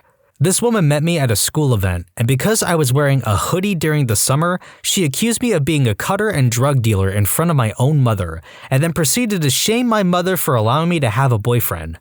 My mom even felt sorry for her daughter. Yeah, this goes without saying, but you can't prepare your child for the world if you're their only world. Kids are gonna screw up, act out, argue with you, all that stuff. That doesn't make them bad people and need a constant supervision. If anything, that makes it worse because you're judging their every move. Paranoia is contagious. Instead, learn to accommodate their needs, but talk with them about what they want. Now, if they want to do hard drugs, that's probably not going to end well, but you can be a parent without being a bodyguard. I wish I had seen this thread earlier, but here goes. I'm a preschool teacher for ages 3 to 4 years old. One day, one of my girls, fake name Abby, is playing with, fake name, Becky's security blanket during free time. Becky wants her blanket back, so she asks Abby to get off. Abby refuses, so Becky pulls the blanket from under her and Abby cries. I tell Abby that she needs to listen to what Becky is saying and respect her friend's belongings. I also tell Becky that next time, instead of pulling the blanket from under Abby, she should just come tell a teacher. Maybe 5 minutes later, while I'm passing out snacks, Abby flips into a crazy rage and runs towards Becky, tackles her, and takes a huge bite out of her shoe. Plastic literally came off. I pull Abby off and try as calmly as I can to ask her why the heck she attacked Becky. Basically, it was revenge for getting her in trouble and taking the blanket away from her. Now, here's the mother part. I write an incident report telling both parents what happened, and, of course, I put Abby in the thinking chair for such an outrageous attack and call her mom, leaving a message and whatnot. But the next day, Abby's mom comes in and finds the child that got bitten, Becky, and tells her that if she hadn't yanked the blanket out from under Abby, maybe she wouldn't have attacked you. Of course, I asked the parent to leave immediately and to not speak to the children, that Abby was the one who attacked out of spite, and that her child's reaction was not an appropriate one that could be excused in my classroom. The mom got so mad at me for defending Becky, a 3-year-old, that she reported me to my supervisor for being unprofessional. I still have my job, but mom withdrew her child. But seriously? People who quit their jobs on the first day, what was your "I'm out of here" moment? I used to work at a craft store as a cashier, but quit when I moved. Ended up going back a couple of years later to make some extra cash, but this time in the framing department. During the interview, they swore up and down I would only ever be a backup cashier because I refused to have a full cashier shift. First shift after the interview was listed as framing, but I'm put on cash and told that actually most of my shifts would be cash since they'd found someone else for framing. I spent the next 6 hours giving everyone who came to my register 20% off everything and then never went back. Not technically first day, but second day. When I was 20 or so, I got hired to be a temporary floor member for Forever 21 during the holiday season. My training started a week before Black Friday, so the store was already kind of in chaos. On my first day of training, I walked in and the floor manager gave all the new hires a tour, showing us the facility and layout of the store. After this, I was assigned to a veteran floor member to shadow and get an idea of what my job was and what my duties would be. As soon as I was assigned, the manager dipped, never to be seen again. An hour and a half into my shift, my shadowee got an emergency family call and had to take off for a week. When this happened, I found some other floor manager and explained the situation and asked them who else I would shadow. The manager's response was, "Just do what you can by yourself, you'll be fine, everyone else is busy." Figured we'll be okay, so I'll try. I don't know if any of you have shopped in the women's section of Forever 21, but during seasonal sales they'll have multiple articles of clothing that all look exactly the same, with slight differences. Example, a white cardigan with 4 buttons that looked literally the same as a white cardigan with 5 buttons. The best part was these different items were often placed in completely separate parts of the store, and it was the job of the dressing room to return the unpurchased items to the correct section so the employees could put them back on the shelves. Well, these employees fricking sucked, and I didn't know if they were part of my section or not, so I'd spend a ridiculous amount of time trying to find where they'd go before realizing, wait, this isn't even my section. I've checked literally every rack. So I'd put it back on the sorting rack and moved to the next item. More than 50% of the stuff I was told to reshelf wasn't my section. I just did as best as I could and got ready for my next miserable day. The next day I come in and the store manager pulls me to her office and told me how slow I was the day before, and if I want to keep working there, I need to be very fast. I explained my lack of training and unfamiliarity with the store, and she told me if I didn't know where the clothes were in sections, I should come in on my free time and memorize where stuff was at. I spent the rest of my shift putting clothes in random freaking places, then never came in for a third shift. Frick that place and frick their management.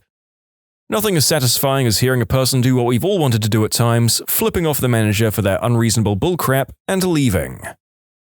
My first internship was at a Brazilian teen detention center. It's akin to a prison, but Brazilian law has some distinctions between crimes committed while as an adult or a teenager. Teens go through socio-educational measures. I was walking through a courtyard with my supervisor when some doctors came running, flailing their arms and screaming while officers came running from the opposite direction. I get pulled by my supervisor who just tells me to run back to our office. These teens, as young as 12, had escaped their block. A few minutes later, an officer comes knocking on doors and the offices and yelling for everyone to run outside because a fire had broken out. Some of the teens had set mattresses on fire in their cells. I didn't really nope out, my teacher did. She hadn't even been there that day, so I was forced by the university to choose another place to intern at. Oh well. I was 17 and working precast concrete. Refused to use a rusted-to-crap ladder. Supervisor called me a wuss, got up 7 rungs before his foot went through a rung, heard his foot snap as he fell. I called an ambulance and walked to my car in the parking lot. Wasn't exactly the first day, but I didn't show up after the second shift. It was rather a popular cafe chain in my country. I was hired to work in the kitchen as a cook along with another senior cook. Let's put aside the fact that I had zero cooking knowledge whatsoever. The senior cook was leaving the kitchen every 5 minutes to smoke. I was just there alone, in the kitchen. Orders are printing fast and I'm standing there not sure what to do first. And the waitress comes over yelling at me to cook stuff I don't have any business cooking, definitely not on my own. Later on, the senior cook told me they had at least 2 rats running around the kitchen. Showed me they pooped on a plate. I never came back, and I'm glad the place got shut down. On the first day of working at Amazon warehouses, the managers broke down to everyone how a 15-minute break works there. Walking to the bathroom is 2.5 minutes, 10 minutes of actual break, and then 2.5 minutes to go back to your stations. It took me 2.5 minutes to walk to my car, and I took a forever break. Summer job working for a landscape architect. Got to the job site and he asked me to dig a hole in some rocky dirt. I asked for a shovel. He didn't have one. I asked for a hand spade. He didn't have one either. He told me to just dig a hole with my bare hands and then drove off to another site, leaving me completely alone. I dug for a little bit and then said, "Frick this," and left. Had the job specified that I needed to supply my own tools, I could have, but it didn't, and I wasn't going to work for someone that expected folk to dig through hard, rocky soil with their hands. Sounds like he sucks at communicating. Those bosses are the worst. I'd say he's got bigger fish to fry than communication. Guy runs a hole-digging business with no shovels. I noped out of an interview one time, thanked them at the end and said it wasn't for me. Those interviewing, management-level folks, started arguing with each other in front of me during the interview. I figured if this is the vibe at the management level, then I sure as heck don't want to be your employee. Answered an ad in the paper, this was in the mid-90s, for what seemed to be an office job making sales calls when I was in college. Did a phone interview and was called back for an in-person interview. When I go to the interview, I'm led into a room with about 50 other people and a small stage at the front of the room. We're all somewhat confused as to what's going on. Finally, a guy gets on the stage and informs us that we've been selected for the opportunity to sell Cutco. Me and 2/3 of the rest stood up and walked out. Anytime I see more than a dozen people for a job interview, I just nope the frick right out. If it's not door-to-door sales paid only on commission, it's some multi-level marketing crap. I wish some job interviews would be more forthcoming about that. Some places have outright lied to me. Legitimate response. I think that last person's rule about the number of applicants is a fairly good one to go by. I just wish I'd walked away from my first bullcrap door-to-door job. I was a cashier at Lowe's during college for less than a full day. I made it through the multiple-day training, but there was so much stupid crap going on, I almost thought I was on a hidden camera show. All the employees complained about how hard they had to work while simultaneously not getting enough hours. Nobody understood why they were hiring like 4 new people. I was one of those 4. Turns out it's because they were progressing through an indecent conduct complaint that required restructuring of the store and firing some of the employees. This was known to HR and explained to new hires, against company policy, but it wasn't known to the employees. Apparently some of whom still worked there, including the fricking person doing the training. She was really inappropriate and said not to worry about the indecent conduct stuff and that everything would go back to normal soon enough and that we wouldn't have to be so uptight. They fired her the day before I started, along with one of the cashiers who trained me. She also offered me terrible guidance for the application process. They were looking for a part-time help, and 2 of the 3 days they needed help on, I had off from school. I told them I couldn't work nights most nights, but if they needed daytime help, it had to be on one of those days. She said if I was too restrictive, they wouldn't keep me on, and lied to my boss about my availability to make me even more attractive than I already was. Wink! And told me to schmooze them a bit and I'd make it further. She said in the end it wouldn't impact anything and I'd get those days. My first week's schedule, I was working mornings every day that I was in school and I wasn't given any hours on my days off. Aside from the fact that I was given 2 times the hours the position called for, When other employees were shorted, my work schedule was literally impossible to consolidate with my school schedule. I only went to work on my first day to tell them that I was quitting and that their application process was a fricking mess. They couldn't figure out how so much went wrong, and then they asked who trained me and everything made sense. They thanked me for at least showing up to quit, unlike the other 3 they hired, who had just stopped returning their calls and no-showed on their first days. A long time ago, not long after getting my papers as a chef, I had an interview at a hotel for a position in the kitchen. The executive chef and I chatted in his office for about 20 minutes. At the time, I remember him coming off as very arrogant, which is quite common in this field. I didn't think much of it at the time, as the pay was decent and the shift was what I wanted. As I was leaving his office, I turned to leave through the dining room, the way I'd come, which was closed at the time. It was another hour or so before service started, and he says to me, "No, not that way. Go through the kitchen. You're not good enough to go through the dining room." I was so surprised by what he said. I just did what he asked without a word. Later on, after I'd got home, I phoned him up and said that after having a close look, I decided that his menu wasn't good enough and that I wouldn't be accepting his offer. Restaurant. Swept under my station when we were closing. Giant brown pile came out with the broom from under the lowboy fridge. The pile then began to scatter. It was hundreds of roaches. Never returned. My first ever job. I was 13 and would be delivering phone books from the back of a van through people's letterboxes. So I'd be in the back of the van with the phone books, and there was an older guy slowly driving while I went back and forth to the van/houses with the books. At one point, the van was getting empty, so there was more space to move around, and we'd finished the delivery in the streets that we were paid to deliver in, and he drove to another. While driving there, he drove, let's say, aggressively, and I fell inside the back where the books were. I wasn't sitting in a seat as the van had no seats in the back. As I put my hand out to steady myself, I accidentally laid it across a portable radio that had its antenna extended, but the antenna was also broken halfway and razor sharp. I sliced the palm of my hand clean open 3 to 4 inches. I can only describe what I saw as gruesome. I said to pull the van over and I needed help. He saw my hand and just threw me a plastic bag, the kind you'd get at a supermarket, and told me to wrap my hand in it. Then continued with the deliveries. At least he delivered the remaining books by himself. I should have been taken to a hospital or at least home to my parents, and I quit after that and never showed up again. As you can imagine, my parents were quite angry at him. Well, as awful as my first after-school delivery job was, it wasn't that bad, and you have my sympathy. At least when I got injured, they would just schedule a later delivery for me. I got hired at a very small knockoff dollar store in an old, failing mall. The owner was foreign with a very thick accent. He told me I'd get $6 an hour, but neglected to mention it was under the table.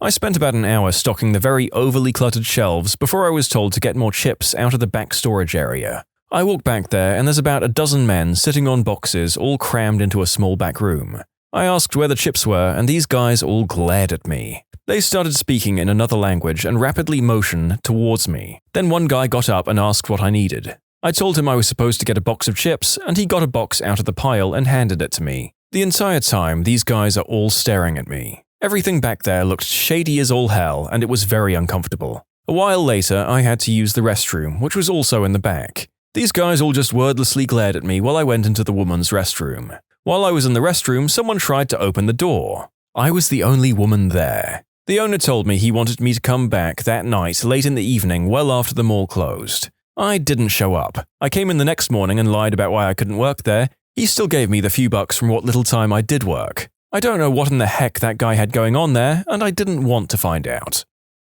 Restaurant line chef. Worked a 12-hour shift and was given 2 breaks of about 10 to 15 minutes each. Burned my hand numerous times because they gave me plates that came right from the oven, and never said a word. End of the shift, I told the head chef I was done.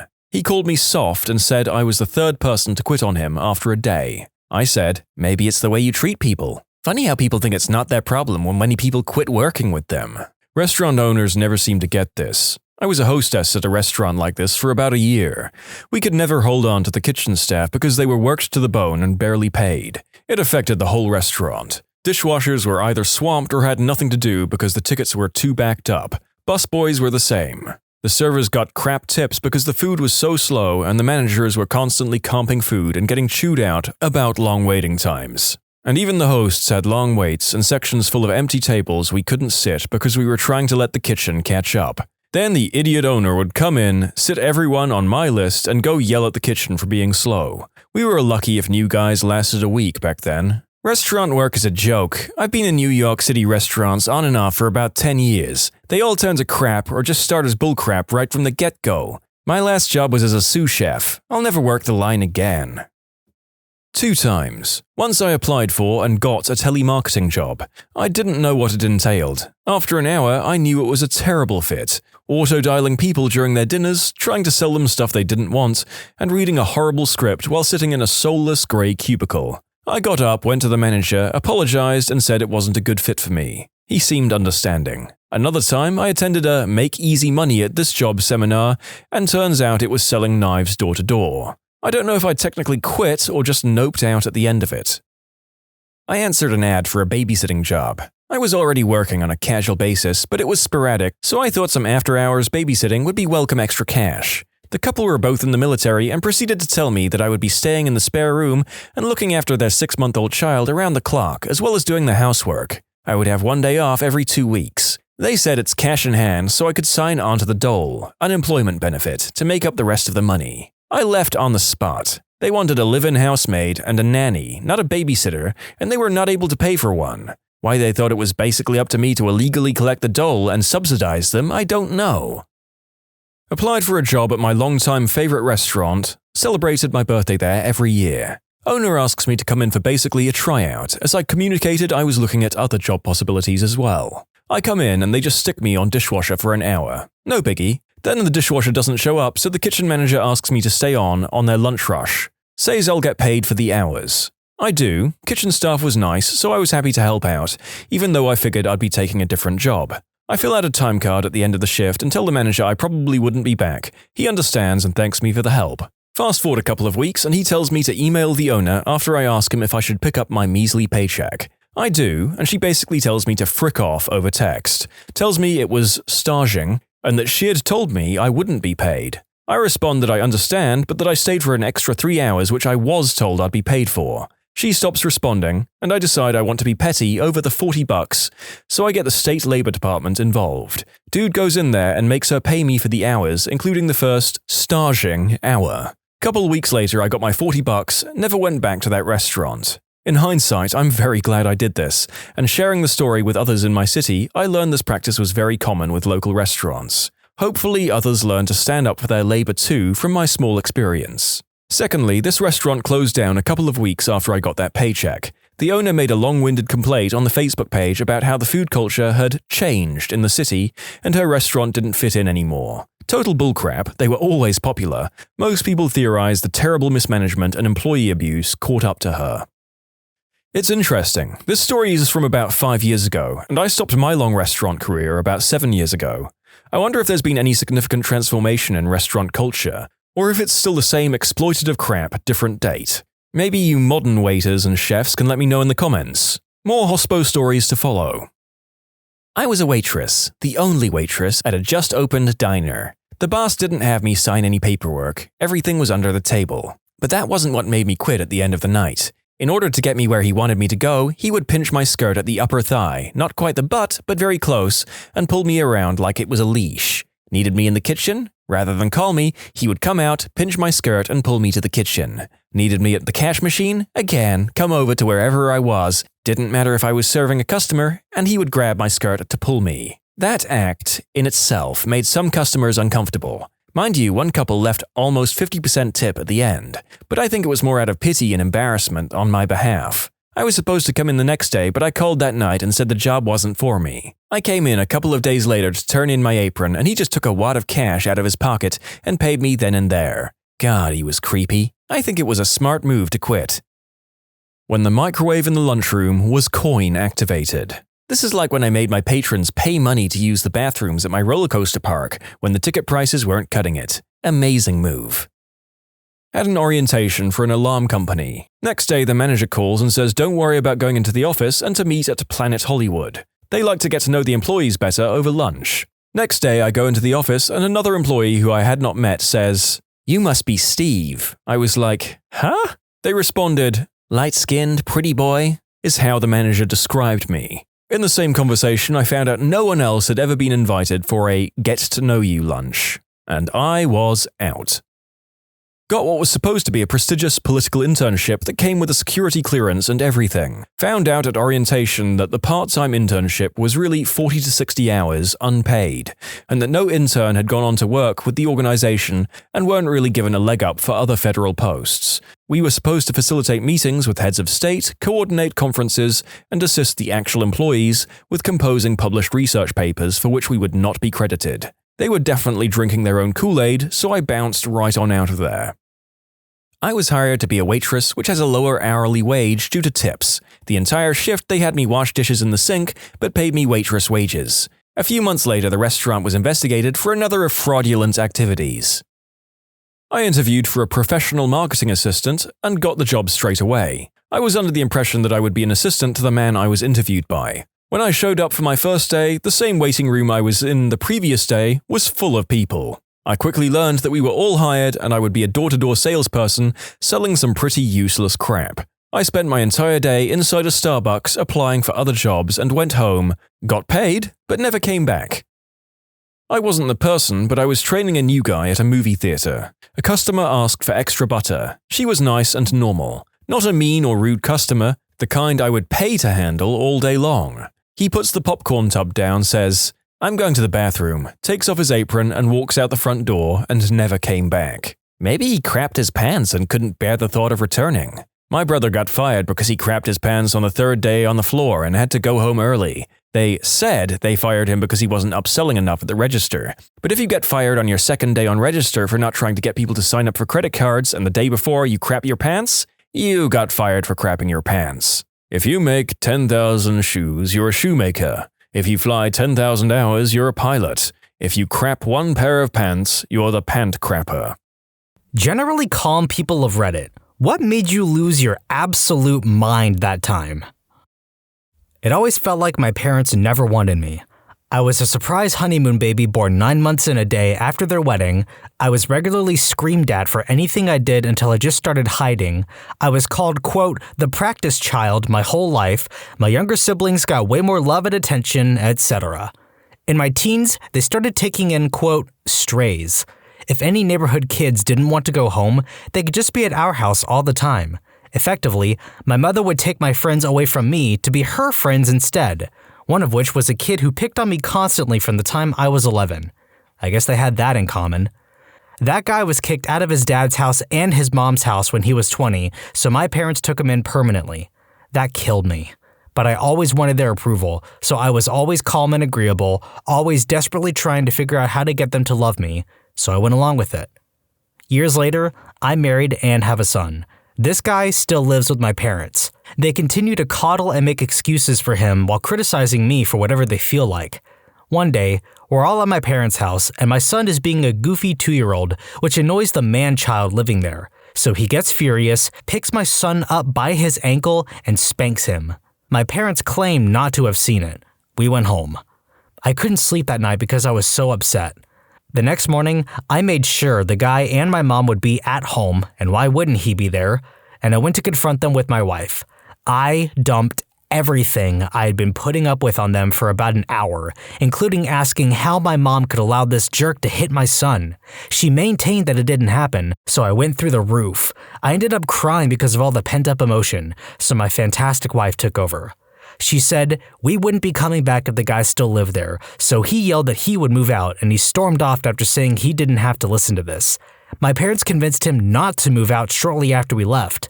My mother expressed how disappointed she was that I didn't come, quote, to have a conversation and only came to, quote, dump on them. That was her big takeaway from everything I said, that I wasn't being fair to them. We went to counseling with them later. For months. It validated everything I had felt, but they never stopped lying and being defensive. One counselor said we should be on Dr. Phil. The other counselor said my mom is, quote, incapable of empathy. Both counselors called my parents delusional, but of course, my parents didn't take any of that seriously. At one point, my dad asked me, who does he think he is to judge us like that? As if he forgot that's their job. Haven't spoken with them in almost a year, and life is so much better. My brother and I played travel sports for a few seasons as kids. One trip, I was at the pool with some of his teammates messing around in the water, and the coach's kid was being a jerk as usual. My brother was one of the smaller kids on his team, so the coach's son would screw with him a lot. Most of the kids on my brother's team disliked him, but didn't speak up so they wouldn't be next. He thought it would be funny to pick up my brother's drink right in front of him and spit into it. My dad taught me from a young age not to let anyone screw with my brother or sister, so I got seriously angry. I took a good running start and shoulder-checked him into the pool. Since he had just gotten there, he hadn't taken his clothes off yet and cried because his phone and iPod got ruined. He literally ran out yelling, "I'm telling my dad!" Well, that backfired because everyone stuck up for my brother, and the coach was not happy to find out what a crap bird his son was being, so he was the only one to get in any trouble. Sometimes justice is a dish best served cold, and other times it's served extremely wet. Ruined iPod and all. My grandfather passed away, so I told my boss that I had to take a couple of days off to be with my family. He had the nerve to tell me work was more important than family and threatened to fire me. I went off on him in the middle of the office for a solid 5 minutes before quitting and rushing home. This lady came to the shelter to see the cats. She asked if she could give them treats, and I said yes. It's a shelter where most of the cats are free. So she gets the bag out, the cats are going wild with anticipation, and she just stood there, laughing and tempting them without giving them anything. She looked like she enjoyed their anxiety, and her laugh sounded like a crazy person. I lost it, grabbed the bag out of her hands, gave treats to the cats, and asked her to leave. Those cats are already stressed out. Don't give them more anxiety. I can remember that day like it was yesterday. I was home packing my stuff to get ready for when my husband was out of basic training. I never yell or even raise my voice to hardly anyone ever. My dad has always had a wicked temper, and my sister also had a knack for starting yelling matches with him. One night, she forgot to do something she was supposed to, and the yelling started again. I ignored it up until he called her stupid. It got under my skin, so I spoke up a little saying that he shouldn't call her that. He hollered back, "You are my daughters. I can talk to you however I want." That's when I snapped. I saw red for the first time in my life, and I completely lost it. I screamed back at him at how I was tired of him treating us like garbage when he lost his temper, at how we hid in the back room with my mom until he cooled off, and how all I wanted was to visit my family before I had to move over 12 hours away from them. I also threatened that if he ever wanted to see me again, then he needed to shut up and sit in the corner until he was done throwing a fit. I yelled at him for the first time in my life for a solid 30 minutes. I didn't stop until everything I had to say built over the years was out, and I saw him go from red-faced angry to what seemed to be guilt-ridden. When I finally stopped, he was quiet. He didn't say a word and walked away. Shortly after I moved out, he went to a doctor and has been put on some medication to help with his anger issues. Now, he's super friendly, and I haven't heard him throw a tantrum like he used to in over 10 years now. He has never spoken poorly to me or my sister since then either. I lost my mind when my patient got her pre-authorization for surgery for a large grapefruit-sized pelvic mass denied by BCBS, and when I did a peer-to-peer, the doctor working for the insurance company said I needed to have a psychiatrist rule out mental causes of her pain first. I had to walk away for 30 minutes before seeing another patient because, had anyone given me any more lip, I might have gotten violent. I lost my mind when I was late for work because my colleague asked me to cover their shift and gave me the wrong time, and it was my fault from the company's perspective. This happened in some club ages ago.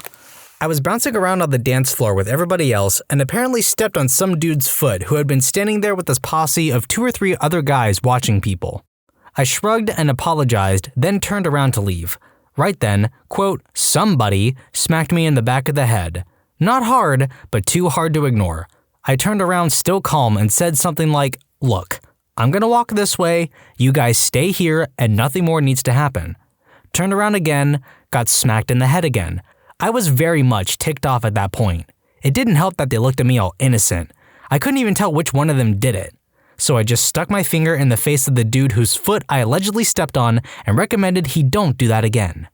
Turned around once more, waiting to get smacked in the head again. This time, they poured a glass of beer in my back. That's when I completely lost my mind.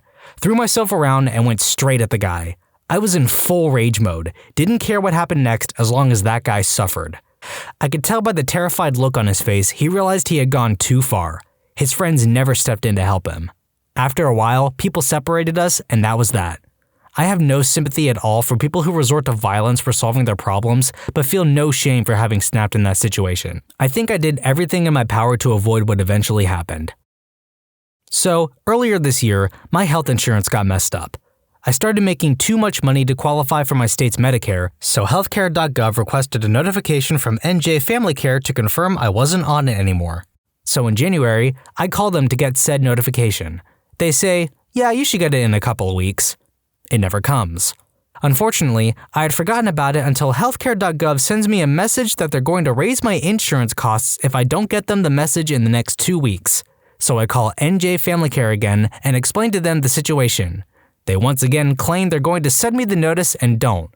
So now, after getting an extension from healthcare.gov about this, I call up NJ Family Care once more and attempt to explain the situation, politely requesting the cancellation notice. But the woman on the phone gets an attitude with me, saying some stupid stuff like, you know this is the cancellation department, right? And I lost my mind. What is your problem? I don't understand why you can't just send me this stupid letter. What's happening over there? Just look in the file and cancel it. Yes, you dog. I know this is the cancellation department. I want a notice that it's canceled. I must have scared the crap out of her because the next thing she said was, I'll go get my supervisor, who solved the problem in 10 minutes, and I got my cancellation notice 3 days later. My friend is bad with math. I was explaining a thing once. It took 10 minutes. He tells me he doesn't get it. So I sit there and explain this thing more deeply. Took 30 minutes. He's like, takes in-ear headphones out of ear. He was covering it with his hand. Oh, sorry, I wasn't listening to you. Found this amazing radio recently. I lost my mind. I worked at a diner with an open kitchen. You can see us, and we can see you. I'm the only cook during the lunch rush when I hear a lady shout, "Hey!" I look over, and a lady sitting in a booth points at me and then does a very condescending come here motion with her finger. I thought something was wrong with her food, so I decide I could run out of the kitchen, leaving 4 orders on the grill, and see what I need to fix. She has no food on her table. She holds her blue soda cup out to me and asks, "What is this?" Excuse me? Why is my root beer in a soda cup and not a mug? I don't know, I'm just the cook. Oh great, another freaking idiot in this freaking place who doesn't know anything. She then proceeds to chew me out because I, the cook, do not know why the server gave her root beer in a cup. We have special root beer mugs, but the servers couldn't find them. Someone misplaced them. I apologize and head back into the kitchen while she's loudly talking crap about me to the next booth to find out that all of my orders are ruined and more have been coming in. It's already stressful working in a kitchen, and that was the last straw. I went in back, started screaming and kicking the crap out of the walk-in cooler. When I went back out, everyone was quiet and avoided eye contact, even the lady with the issues. Still looked pretty mad though. I rushed through the orders and thank God she left without saying anything. I didn't get in trouble though, since my manager was serving and had to deal with her as well. He understood. My friend, who is usually a chill person, had some girl make fun of her brother who was killed, and she ended up beating the crap out of her, smashing her face into the wall and getting kicked out of our school for it. Deserved. I was in charge of a rollover trainer once at a military training site. Think of a Humvee on an axle that spins, like a rollover accident.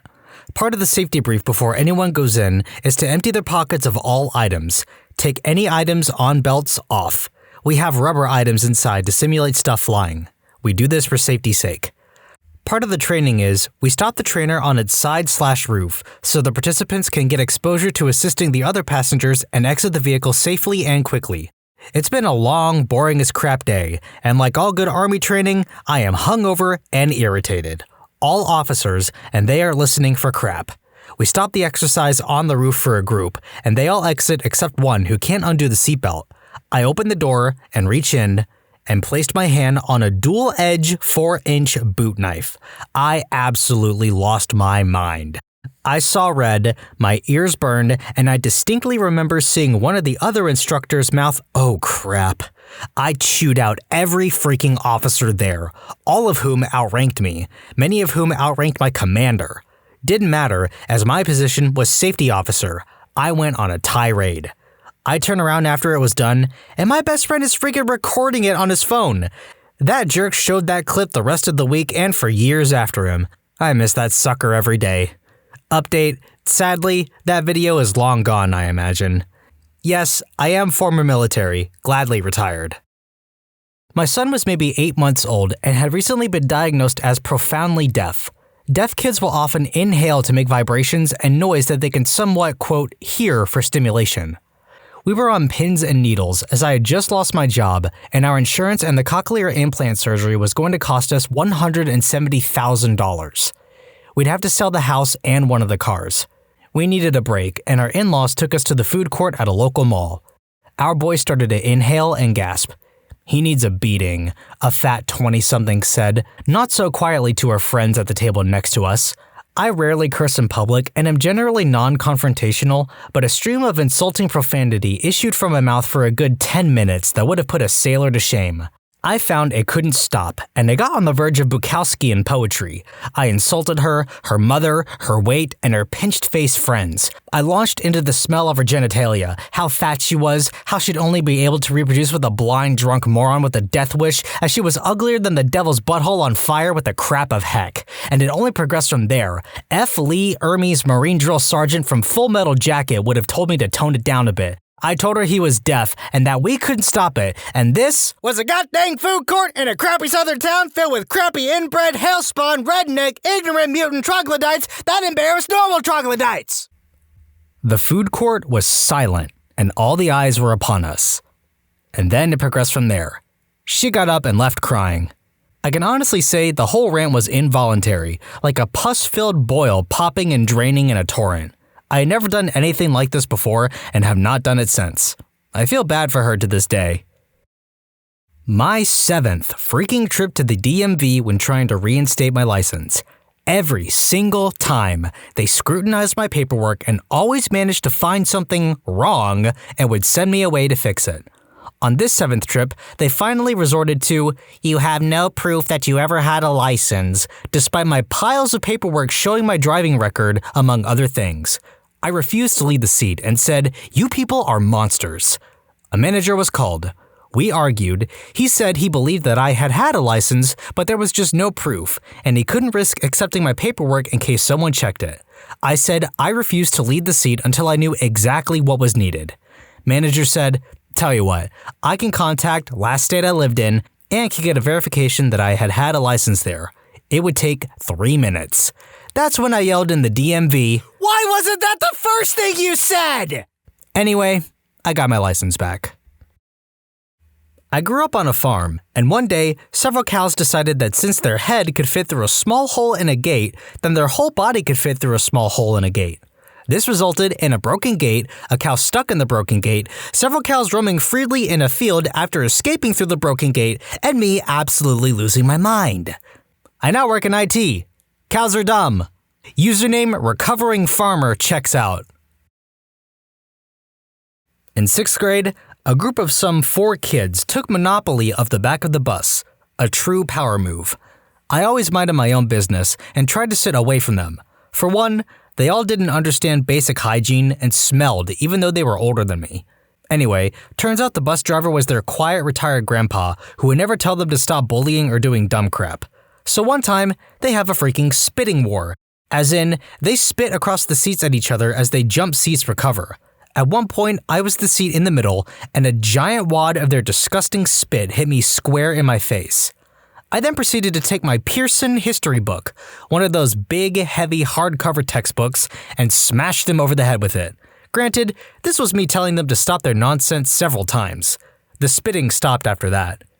Anyway, the book cover cracked and I had to pay for it at the end of the year, but I regret nothing. This guy at work was, quote, cleaning out the work break room. Basically, he was throwing out people's personal belongings. So, I see my new coffee mug I bought specifically for work in the trash and lost my mind. I started yelling at him that what he was doing was morally wrong and it's not his stuff to throw out. I went to my HR manager and complained to him about the principle of the thing. I took all the coffee mugs in the trash out and washed them. The good thing is, if you are a calm person 99% of the time, people are more likely to listen to you in the 1% of moments you lose it. Exactly. I used to waitress and never caused any drama. I was there to make money for my wedding. I showed up on time, didn't take smoke breaks, never on my phone, and rolled with the punches. The 2 best compliments of my life came from my manager. One was him thanking me for not making him know my fiance's name. I never had problems to deal with at work like the other girls, and I didn't chit-chat. And when all heck was breaking loose, he called me his calm little Hindu calf, which still makes me laugh. Anyway, this jerk of a cook wouldn't stop calling me pet names and trying to touch me. Every time I said loudly and clearly, "Don't touch me," and "My name isn't Sweetheart, it's Hopeful Kitty." Everyone knew how I felt, and they tried to tell me, "That's just how he is, let it go." I told them that the way I am is that I don't want him to touch me. When the manager talked to him, he'd stop for a few weeks, then start again. After months of this, I told the manager if it didn't stop, I was going to file a harassment complaint. Manager talked to the owner and asked if he'd rather have the cook or me because I was on the verge of quitting, and they agreed they'd rather have me 100 times over this dude. He was gone by the next day, and I got an escort to my car every night. Turns out, if you are drama-free and calm, people really listen when you have a problem. I lost it on a nurse in a nursing home once in my fire/EMS days. We ran a call there at 8 a.m., and she said she had just got there and didn't know anything about the patient or their condition. Alright, plausible enough. Run there again at 11 a.m., same nurse, same story. Okay, fine, maybe you haven't had enough time to actually catch up on your patients. We're annoyed at this point, but keeping our crap to ourselves. 1:30 p.m. rolls around, and we get another call to the same place. Same nurse. Exact same response as the first 2 times. I lost my cool and started yelling at her in the hallway outside the patient's room. I was livid. How have you been here for at minimum 5.5 hours and still don't have any info on any other patient? It was absolutely unacceptable, and I let her know that in no uncertain terms. She called my chief and I got yelled at for verbally harassing a nurse. 3 months later, we get a call to the same place for an 85-year-old woman with an altered mental status. We get there, it's the same nurse. Yet again, same bullcrap answer that she didn't know the status, but stated that a tech had checked in on the woman 15 minutes ago. We go in the room and this woman is dead. Like, dead. Full rigor, emptied bowels, the works. We tell her this and she panics and runs in and starts CPR. We're like, no, she dead. Obvious signs of death and there is no working this patient. She was fired the next day. How have you observed or used body language to your own advantage?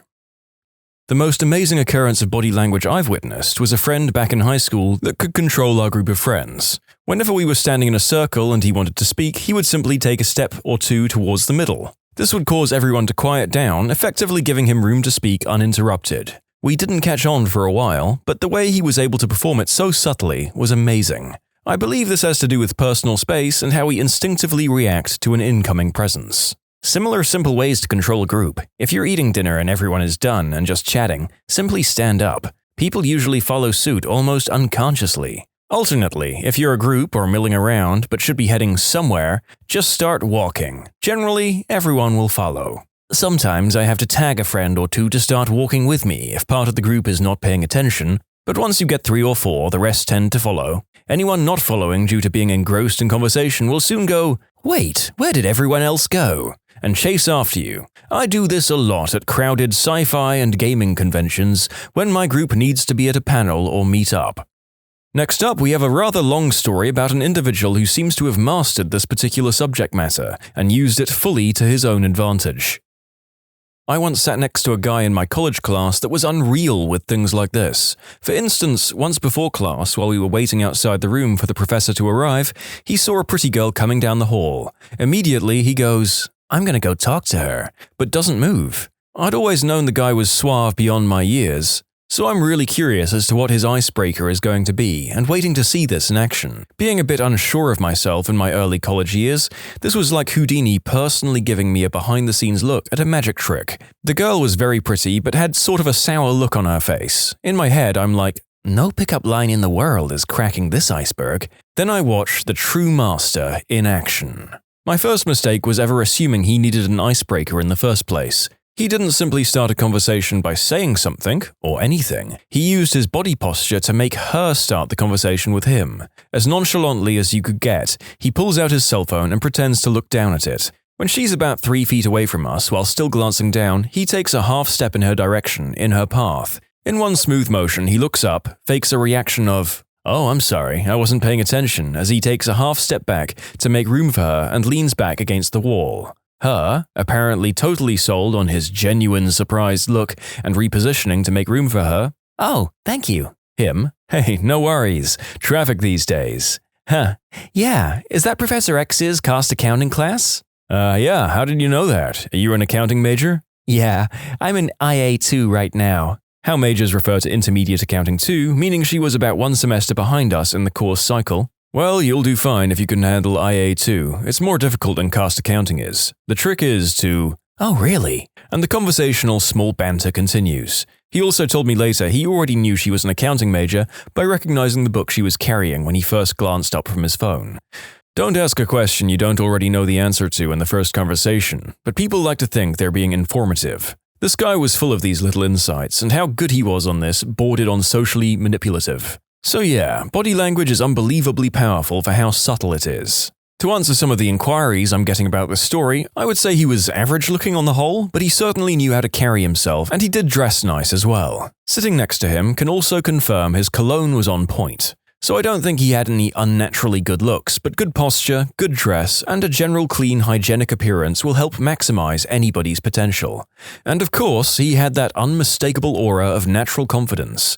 You could tell him his car just blew up, and the first thing he'd do was lean to the girl next to him and go, "Hey, I need to go car shopping. Want to come with me?" No, he wasn't even close to being creepy. That's what was so unreal about it. For the first few weeks, that was my thought as well. Nobody's this good without being a serious creep. Or, he does this just to bang chicks. Once again, my mistake. It was never about doing the deed with women. In fact, he never made any kind of comment like that whatsoever. No innuendos, no, "Bro, this chick is so hot." Nothing. He genuinely wanted to meet and get to know this girl to see if they had any chemistry. That simple. And no, he wasn't really a pickup artist. No, he didn't have any hack to the system. There was no good lines. The guy wasn't trying to teach me anything. Although he ended up teaching me quite a bit. This guy just was. I don't think he could teach it even if he really wanted to. What I learned was merely through observation. The beauty of it was how subtle it was, and I wonder if he even knew all of it consciously, or if it was just ingrained subconsciously. For example, when she first said, "Oh, thank you," we were both leaning against the hall wall and she was passing in front of us. Simple enough. By the time the conversation progressed, we were in more of a triangle-type shape, more inclusive, but I never even saw the fricker move. Don't recall anything of us shifting positions whatsoever, but there we were. And only after going over it in my head 1,000 times did I even recognize that it happened, let alone know how it might have made her feel more welcomed. So subtle. But there in the moment, I find it hard to believe that it was part of a calculated endeavor on his part. And I know it wasn't on mine. Like I said, he just was. If I learned one thing from this guy, it would be this. There's a saying in the running world that if you want to be fast, don't try and run fast, try and run easy. And then, when you can run easy, try and run light on your feet. Don't worry, if you can run easy and light on your feet, you will be fast. Same concept applies. If you want to be good at meeting women, don't try and be good at meeting women, put some effort into yourself. Dress well, shower, exercise, these things matter. Learn to get to know all kinds of people of both genders because you want to get to know them. And do it till it's easy for you. Don't worry, if you can put some effort into yourself and getting to know people is easy, you will meet women. And there we have it, folks, the man who just apparently lives and breathes this stuff. I'm still not entirely sure he was all that, and maybe the writer of the story is just a little bit infatuated with him themselves, but there we go. To me, the absolutely most important thing I've learned about body language is that it had to be taken into context. What else they're doing, what they're talking about, who they're talking to, where they are, etc. When starting to observe, it's easy to take one gesture or posture or expression and go, "Hey, look, crossed arms. That equals defensiveness." Or whatever, but that's only one part of an equation. If body language is an actual language, then crossed arms is just one word. You can't figure out what someone is saying by just looking at one word. You've got to look at the whole sentence.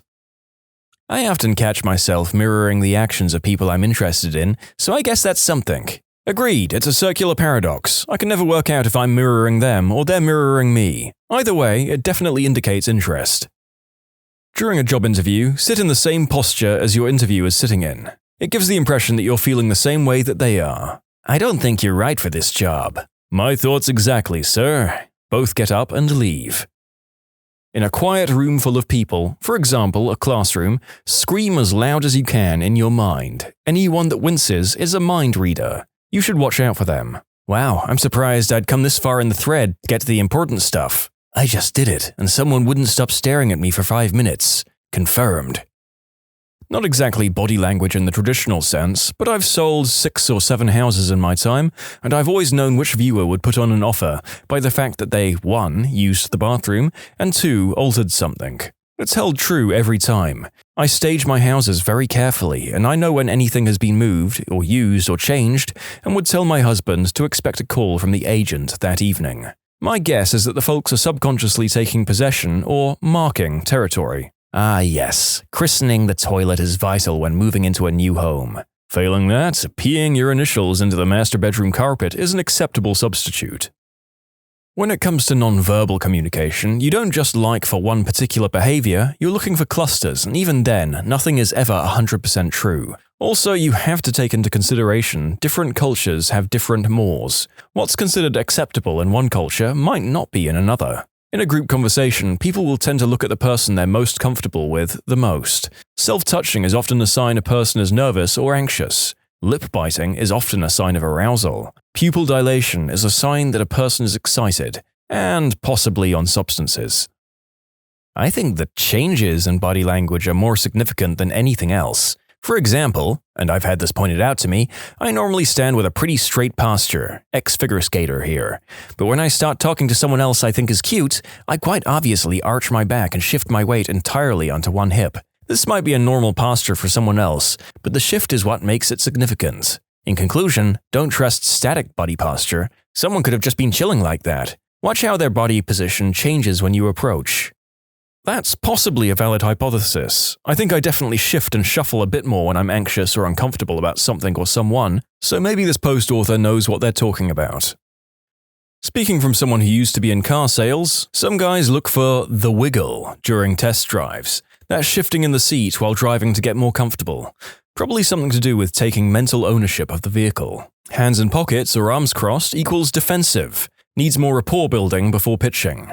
Some people are so intimidated about walking into a dealership that they prefer to walk the lot after business hours at night. That's fine too. We had a computer programmer so overly stimulated that we recognized that and organized a quiet room for him to sit down and discuss his options. He bought the car and thanked us. Some things like handshakes are culturally specific. I always greeted someone with a firm handshake and look in the eye. Clients from India generally give limp shakes because that's more usual if they shake at all.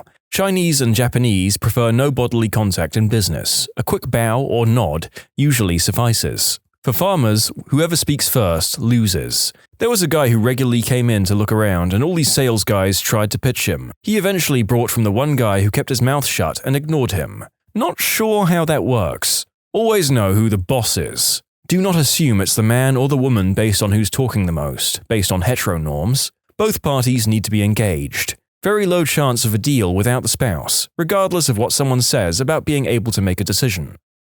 Work and loss prevention. This one, among many, many others, is almost always true. When a person has made the decision to shoplift and is about to conceal, they look like they're peeing in the pool. Every time. LP is all about body language. Or they're like me and they're paranoid that they changed their mind about that thing they were going to buy and put it back, but then picked it up again and now everyone thinks I'm shoplifting, but I swear I'm not. And no, I do not need assistance and I'm a normal average customer, just going about my casual business in your fine establishment. I don't want to go to prison. I won't make it in prison. Shaking someone's hand can make you memorable. This is just something I've observed, so I'm not passing it off as a general truth. When I meet someone new in a casual setting, a friend of a friend, someone's co-worker, someone's family member, etc., a person who acknowledges your existence and makes their way over to shake your hand will have an immediate impact on me over someone who just smiles and nods or waves or whatever. I feel more comfortable with someone who makes the initiative to shake your hand for whatever the reasons may be. I'm much more likely to approach someone whose hand I've shaken to learn more about them at some point in the night. This very much goes in the business world as well. I know it's common knowledge to shake someone's hand when you meet them first time in a business setting, but if someone approaches you to shake your hand while they're leaving, they are far more memorable in my mind. It gives me a sense of belonging, knowing that someone thought about me in particular before leaving a place or setting and had to make their way over to let me know they're leaving. This also works with customer-client relationships. If a customer shakes my hand after a transaction is completed, I'll remember them and may give them some sort of incentives or discounts next time I see them. Americans love a firm handshake, but the same custom is not necessarily true in other countries. It can also be a male thing, with some men using a crushing handshake and holding it for a long time, making it a move of dominance. Lyndon Johnson used to hold the handshake and then grab the lapel of the other man's suit with his other hand, and then stand very close until he got the answer he wanted. Pediatrician here. Girls as young as 9 to 12 will start twirling or playing with their hair if they are attracted to someone. It's pretty adorable to see it develop. This doesn't have to be a romantic attraction, you weirdos. It can happen when they see someone doing something impressive, talking to someone important, etc. This behavior continues but can take on many different patterns, like pushing their hair forward. Some guys take this as a sign that the girl is covering up, but it's probably closer to, "Hey, look at my pretty hair." Take a look at the audience during The Voice or whatever country has got talent, etc. Look at the audience when a slightly cute boy sings decent or better. It's hilarious to watch. It's like a collective sploosh among the girls ranging from 12 to 32. Well, now I can't unread this ever, and now if I ever watch a show with a studio audience, the people I'm watching with are going to wonder why I burst out laughing when a good-looking man walks on stage and there is a camera shot to the audience. When one person grooms another during social interaction, "Oh, you've got some lint on your shoulder, let me just..." She or he is being subconsciously affectionate to that other person and welcoming him or her into the pack. I mean family. Like monkeys picking each other's nits. I had a teacher that was a former cop. He pointed out that a person in a normal state of mind will swing their arms slightly while they move or walk. Angry people have a tendency to hold their arms at their sides and not move them. Always true? Maybe not. Often true? Sure. The same basic rule applies here, and also implies that you're trying to hide something. If your hands sit unmoving in your pocket, you're most likely angry but attempting to keep this hidden. Brooding, if you will. If they're swinging around in there, you're in a normal state of mind or attempting to hide the fact that you're publicly pleasuring yourself. But what if you just want to put your hands in there because you don't like flailing them around? Clearly, any attempt at comfort and ease is a sign of being angry. There's too many absolutes in this thread. I had purposely unbuttoned and tucked the flaps of my 2 breast pockets into the pockets before going out a few weeks back because I wanted to try the look. Anyway, while talking to a female friend, she reached over and fixed them. I thought it was rather endearing. I often fixed my boyfriend's sleeves when we were first going out. I still do, but I did it back then too, and I kept apologizing, just like, "Sorry, that was bugging me. It was all flipped up." And finally, after a handful of months, he said, "No, he really likes it when I do that." I never understood why, but I guess it's probably for this reason. It's a welcoming feeling, I guess, someone fixing you up to make sure you look nice.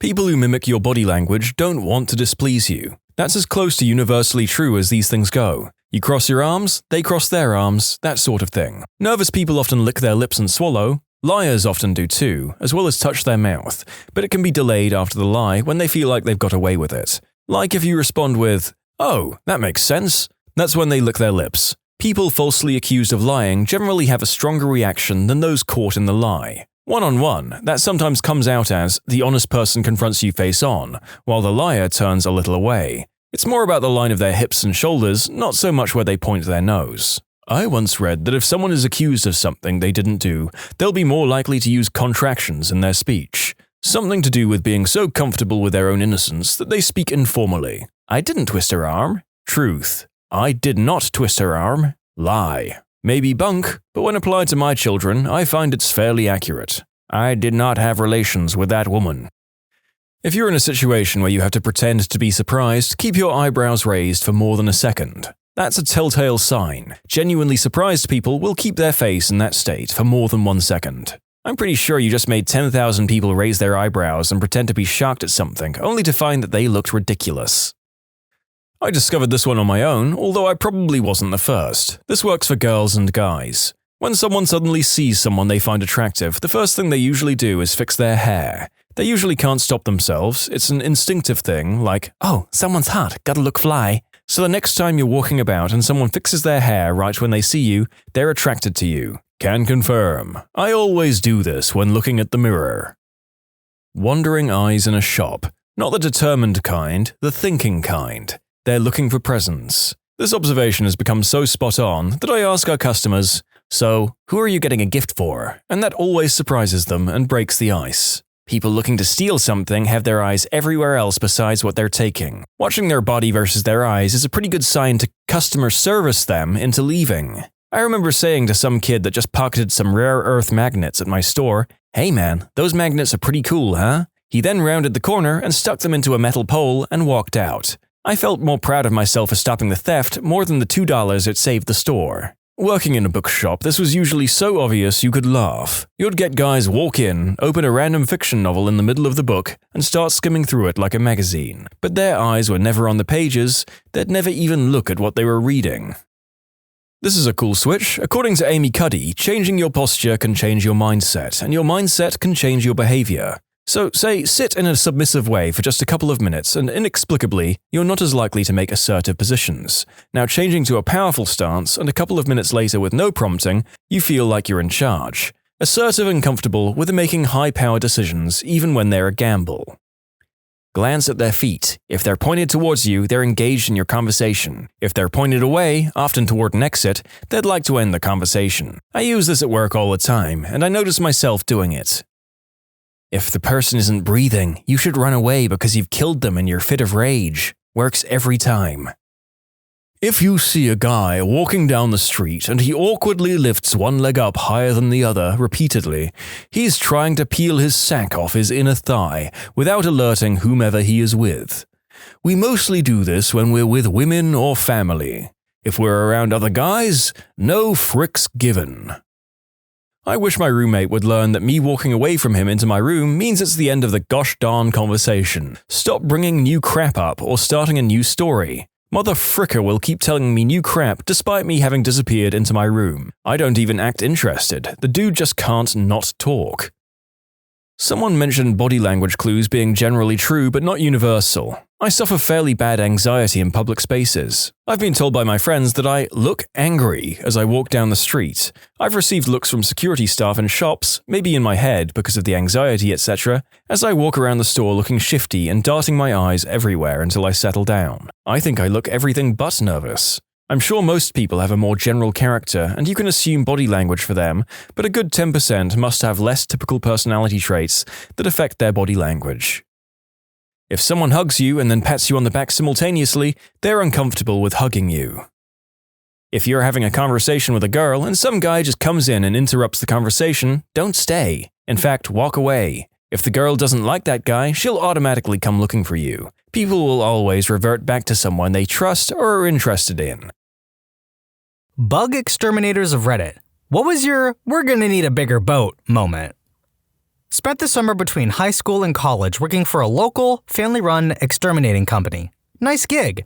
Residential treatments during the day, mosquito fogging at night, and the occasional dairy farm treated for flies and rats. One day, I'm at one of these dairy farms and enter the milking parlor to spray and set up traps. See a rather large cat across the parlor from the front door. Good for him, I think, growing fat, eating rodents, and whatever else he's caught over the years. I enter the parlor, and the cat moves, and I realize the cat is not a cat, but a rat, easily the size of a 12 to 15-pound feline and running down a drainage pipe. Decided that I did not want to be a sacrifice to the Rat King that day, and noped out of there fast. Rats, rats, where the rats? I'm not an exterminator, but that didn't stop my aunt from asking me and my brother from taking care of a hornet's nest. I figured that I could handle it. Heard somewhere that WD-40 supposedly kills hornets, so one night we go over with a can of spray foam and a half-dozen cans of WD-40. It was quiet, so I quickly spray the entrance shut with the foam and we go to town on it with the WD. That's when we heard an unholy and frankly terrifying sound come from the nest. We should have ran, but we kept spraying. However, the hornets were not going without a fight. They somehow tore open another entrance and poured out. That's when we started running. Luckily, I parked my car close by and had the doors open, but I had a couple dozen stings, as did my brother. 2 out of 10 would not try it again. That said, the hornets did abandon the nest, and a couple of days later when the swelling went down, we went back, cut the branch down, and lit the nest on fire. It went up in a puff of flame and smoke, so that was fun. but never again am I going up against hornets without calling an exterminator first. I developed a phobia of wasps in the last couple of weeks. I deal with industrial batteries for forklifts, order pickers, stuff like that. We had a 3-day job down in Eugene where we basically had to just pressure wash a crapload of batteries. The customer had to set up outside underneath this metal overhang, during the hottest week in Oregon history, mind you, so that sucked as well. There were nests all along the underside of the overhang, and their occupants were less than thrilled with our presence there. On the 3rd day, we were finally wrapping up, and there were a few older batteries that we needed to prep for shipping because the customer was getting rid of them. One of them was on a busted pallet, so we needed to move it to another one. To do this, you take a strap with 2 hooks on it and hook it to either side of the battery. Well, I go to hook it up, and when I put the hook into the lifting eye of the battery, a crapload of wasps flew out of it and attacked me. I say this with no pride whatsoever. There is no manly way to run away from a swarm of angry wasps. I frolicked out of there as fast as my butt could frolic. Then, I grabbed a broom and used it to open up the lid of this battery, at which point I find the wasps have built a gigantic nest inside the battery. The lid is maybe 3 feet long, probably 10 inches across. These suckers built up all along the bottom of it. They were hanging out inside the battery cells where all the acid and lead and fun stuff is. So yeah, we didn't ship that one. Not dealing with mutant acid-soaked wasps. Pulled back insulation in a crawl space to track termite damage. About 100 plus baby/juvenile cottonmouths came out from where the dryer vent wasn't hooked up properly, keeping them nice and warm and moist in the insulation as fall approached. I'm only a termite exterminator. Got out that crawl space quicker than lightning. To this day, I'm sure the termites and snakes are living under there happily ever after. Got called out to a house that had a roach problem. So, I walk in the house, and I crap you not, you could barely see the color of the walls and ceiling for all the roaches.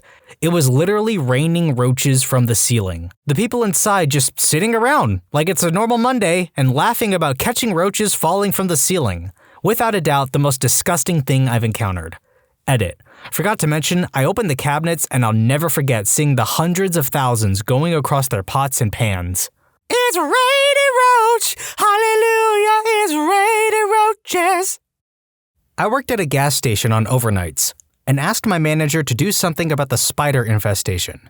I hate spiders, and it was so bad customers started going to other places because these big spiders would build webs over the door in the span of 40 minutes between customers, plus the entire awning and overhang was just a mess of webs and hanging spider nests. So she goes out and buys some spray, and it barely does anything. So she goes and buys a bunch of spray and is standing outside one day just spraying the awnings and overhang, the doors, air pump, etc. Anyways, there was this large crack in the siding, so she stuck the spray nozzle inside and started spraying. I'd have died. What followed was so bad, I probably would have died from terror. The way she described it, after the screaming stopped and the color came back, was as if someone turned a great big faucet on. Hundreds of spiders just came pouring out like water. Must have been a ton of nests inside there. Not an exterminator. Get used to hearing that, by the way. Screw it, since we're all just sharing our worst anyway. My apartment's got an indoor trash chute under the kitchen sink. It has a habit of falling open by itself, and pests crawl up and into our house from it. Roaches, the works. We've been fighting them for weeks. Eventually, 17-year-old me comes up with the brilliant plan of doing a seal. I use trash bags and some strong tape to make an airtight seal around the offending chute. I do 3 layers of magic. The barrier works. The roaches couldn't cross into our realm from theirs. 3 years later, we start finding small dead roaches in the kitchen, maybe one in the toilet. I've forgotten all about the dark forces I banished years ago, and I'm mystified. The bodies start getting bigger as the weeks pass. Eventually, we start finding live specimens, and they're pretty large. I finally twig that perhaps the ancient seal has been breached. I get on down to the compartment under the sink and open it up. Horror. The roaches had slowly bitten through the seals and ended up breeding within the layers of the seal.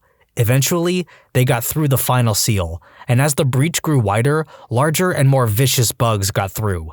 I could see them roiling and seething in a bunch within the plastic. I realized what a huge mistake I made all those years ago, and now the evil was back for me. I ended up bringing in some industrial-strength pesticide and fighting through the outer guard to get to the breach. I couldn't let any survivors past me or would get into the house. I pushed a tube into the breach and made a temporary seal around it with more tape and let loose with the pesticide. I could hear the roaches scrambling in the plastic, getting more hectic as they started to die. Fighting continued as I was still rounding up survivors who escaped and putting them down while the pesticide did its work. Once I heard nothing from the seal, I tore it down. It was carnage, beyond disgusting.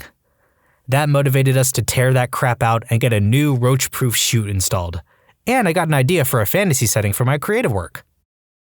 We have a problem with Japanese beetles. Like, a big one. I bought a trap after seeing 10 or 20 hanging out on my roses. But then, the trap was completely full within an hour. We're talking thousands of beetles caught in just an hour. So I go to investigate. Surely they didn't all come from my roses, right? So I start checking my trees, a few here and there until I get to this crepe myrtle at the very edge of the yard. It was literally covered in beetles, as in the beetles were screwing. Hundreds of thousands of beetles. My dad decided the best thing to do was to shake the tree and scare them off. That was the worst idea. Beetles rained from the heavens. The sky was dark and swirling with beetles. They covered me, even though I had retreated to a safe distance, sticking in my hair, crawling in my clothes. Dad stopped, dropped, and rolled. As these beetles were stirred into action, so were all of the beetles from all of the trees beyond. It was Armageddon. I was not convinced I would survive this. A few days later, Dad, dressed in a makeshift hazmat suit, went out and doused every tree with the most toxic bug killer he could find. Even now, weeks later, we have to pick the stiff corpses of beetles out of our dog's fur whenever he comes inside. I still have nightmares. Screw Japanese beetles. I'm not an exterminator, but I do bee removals for a living. The most honey I pulled out of a house was about 250 pounds. That's about 21 gallons of honey. I had to leave halfway through to go to Home Depot because I only had 3 to 5 gallon buckets with me. People sometimes try and kill hives with Raid. While it may be effective in some cases, no one is going to call me when it works.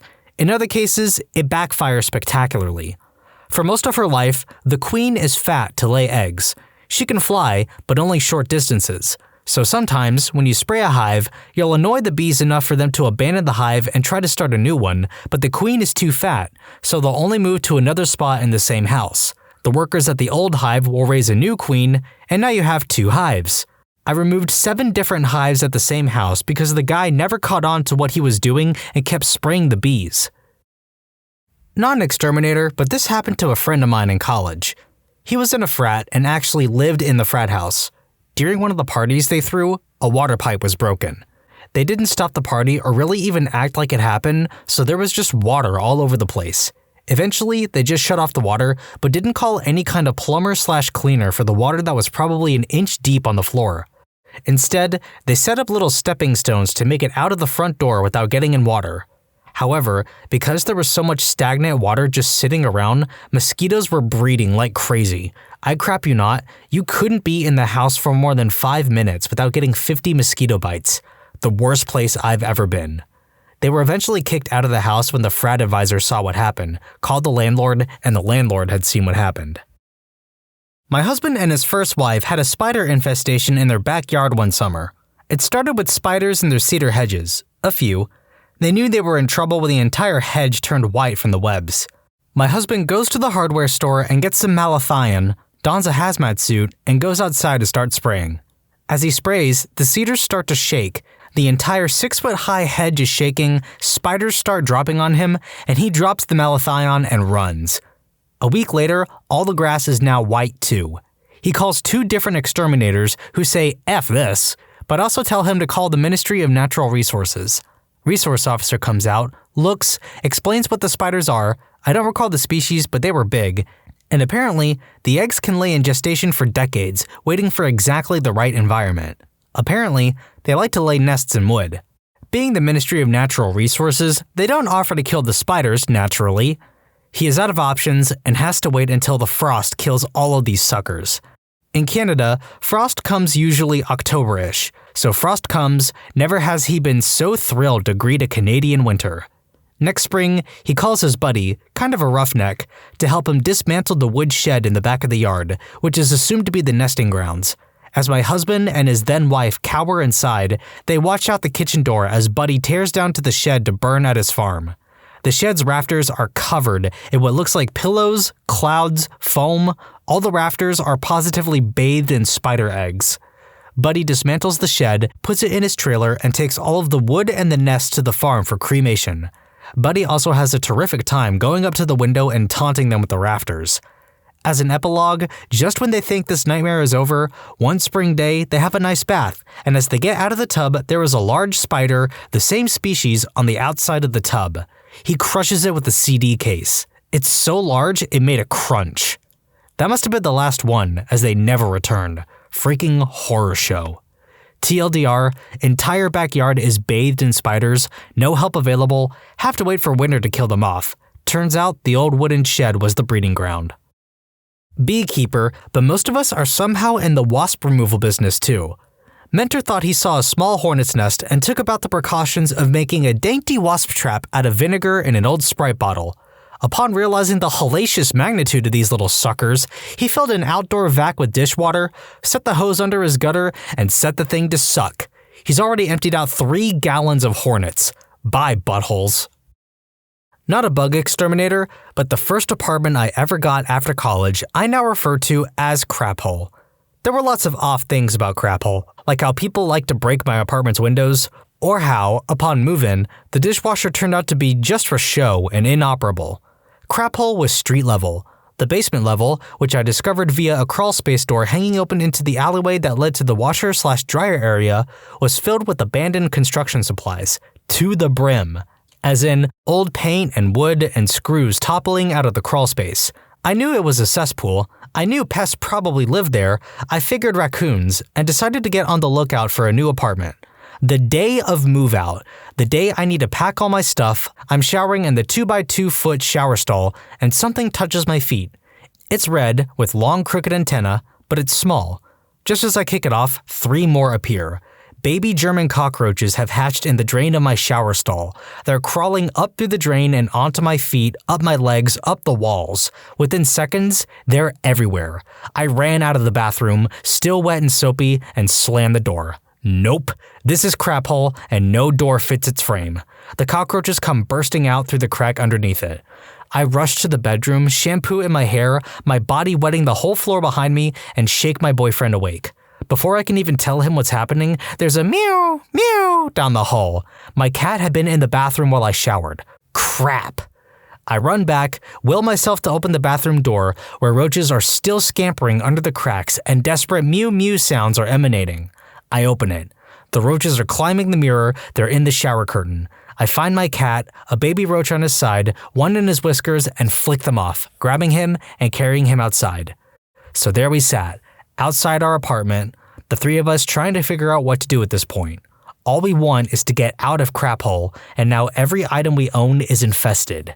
Now, no matter what we do, Crap Hole will follow us, and it'll screw not just us, but our new neighbors, our new neighborhood too. We Googled it.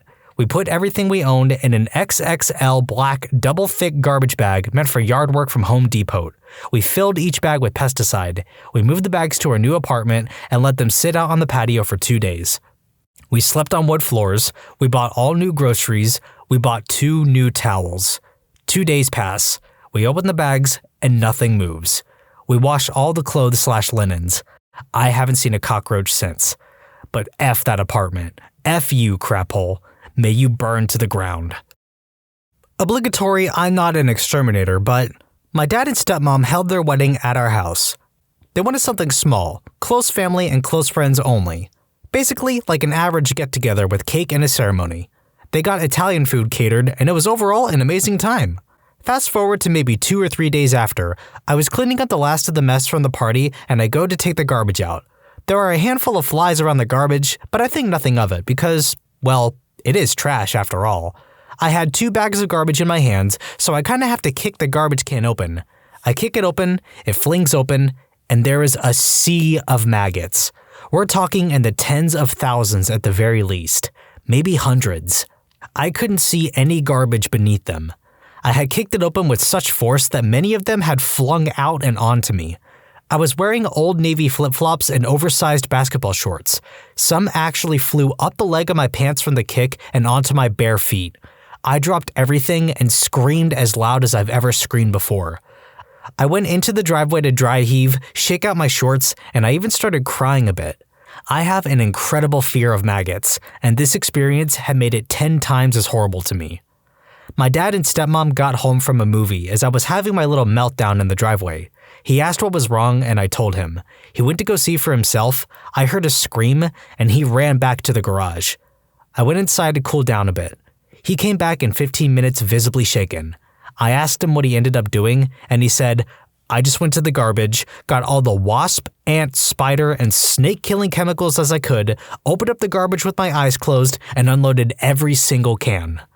What had happened was that we had so much meat left over from the catering order, chicken parmesan, Italian sausage, etc., that we had to throw it all away, in the garbage. This was during July in Texas, so the meat had been rotting in the dry 103-degree heat for an entire day or two. Hey, just so people are aware, if you ever end up with that much food left over, call up your nearest shelter of any kind and ask them if you can donate it. No wasted food, no maggots. Finally, an exterminator story. Walked into a house for a roach startup. The walls moved. They were in the dressers, beds, closets, furniture, not to mention common areas like the kitchen and baths. Heck, they were in the walls. The place was an old, run-down, 5,000-plus square feet nightmare that I had to clear out single-handedly. 3 months of weekly 2-hour services, and I got things under control. Then the rat problem started. I wasn't too heartbroken when the service was canceled for non-payment. Went to an old woman's trailer for a routine pest control job. Spray the outside, put some granular down, simple stuff. Then she comes out of the house and exclaims she has roaches. Never been to the house before, was just covering for a coworker. So I go in and immediately I smell German roach infestation. So I look around and see all of these glue boards with 50 to 100 roaches on them. Pull out the fridge and there has to be at least 300 on the walls. I turn and look at this old lady and say, "Ma'am, how long have you had these?" She told me she has had them for 3 years, so I go around looking for the rest of the house and I'll list a few things I found. A back porch filled with cat food and cat poop. Very heavy termite damage in her roof. I ask her how long she's had the termites and she responds, "Since I moved in." And I ask her, "How long ago did you move in?" She replies, 22 years ago. The house is a death trap. And a family of possums living in the corner of the house. I told her we need to fumigate the house. It will kill the roaches and termites in one go, and she told me she is treating the termites herself with some crap she bought at Walmart. I told her I will come back to treat the house with my manager. Flash forward a week, and me and my manager spent 2 hours at the place, spraying and getting every crack and crevice we can. I'm still treating that house, and it's been 5 months. On a side note, the old lady obviously had dementia. She would go, "Oh," whenever I would tell her about basic hygienic living. I'm going back again next week, and if she hasn't changed, I'm ending her service with us, and she can live in that house and rot. Edit, I'll make an anonymous tip for the lady. What are the cons of being attractive? You don't know if someone likes you for you or just how you look. They come for the looks and stay for you, I guess. Not always. That's definitely one of the downsides of physical attractiveness. Sometimes people will think they know you, but they don't. And when they discover that you're not just who they imagined you to be, some don't even care who you really are. They just wanted that made-up version and are disappointed when that's not you. This isn't an issue I have anymore as an adult, likely because I know how to handle myself professionally. But in my teens, I had a side job as a mover, and the amount of clients who would be surprised that I was about to graduate with honors and go to prestigious university. It was likely a combination of being just a mover, but also being decently attractive and very physically fit. People project a lot of bullcrap onto you, all from their own heads. Pretty? You must be dumb. Pretty and articulate? First they're shocked, then you're a B-word who has too much self-esteem. Shy and pretty? You must be stuck up. Outgoing and pretty? Who do you think you are, you bossy B-word? Clearly chasing after other women's boyfriends. Great figure? You must be a hussy. Great skin? You've probably had work done. Dress well? You waste your whole salary on clothes. Too skinny? You're mentally ill. They armchair diagnose you with anorexia. In a relationship? You're clearly a gold digger. Single? Then you're either a hussy who is playing the field, or you're a snob who thinks you're too good for anyone. You have to work overtime to appear friendly and ease everyone's insecurities. It's fricking exhausting. I wish I could upvote this 1,000,000 times. I can relate so hard to all of these, and there's nobody I can talk to about any of this, because how do you get to complain about being too attractive? People doubt if you're into nerdy stuff as much as you might say. Plus, a lot of your actions just have all these preconceived notions. People think you don't have any problems or struggles. And we've touched upon the problem of the notion of the fake gamer girl, where people are apparently so convinced that people are single-faceted that they can't accept that someone might have more elements to them than their physical appearance. This comment had some interesting follow-ups. Oh, I totally agree to this. I'm a fairly attractive woman, and when I tell people I'm a software consultant in biotech, they almost negatively judge me? Or there's often the, wow, beauty and brains, huh? comment. Like, yes, just because I'm pretty, it doesn't mean I'm stupid. What the frick? I guess it's just a mixture of one or the other and possibly some envy. You have physical looks and intellectual prowess. That can definitely make some folks seethe with inferiority. That's really their problem, though. Plus the impossible dance you must do. Smart but not intimidating. Friendly but not flirtatious. Helpful but not the office assistant. Talkative but not opinionated. And serious but not abrasive. The list goes on. I'm a woman in finance who's decently attractive, at least fit and plain enough to not be considered ugly, and it's an impossible balance to strike. People seem okay to openly suggesting that everything I have, like an education and fitness and a happy marriage, I lucked into. It feels really difficult to toe the many lines. People feel the need to compete with you, find something that makes you look bad, or show fault. One or two co-workers, same gender, jealous, competitive types, will set out to sabotage your success and your relationships with other people when you're just minding your own business and trying to do a good job.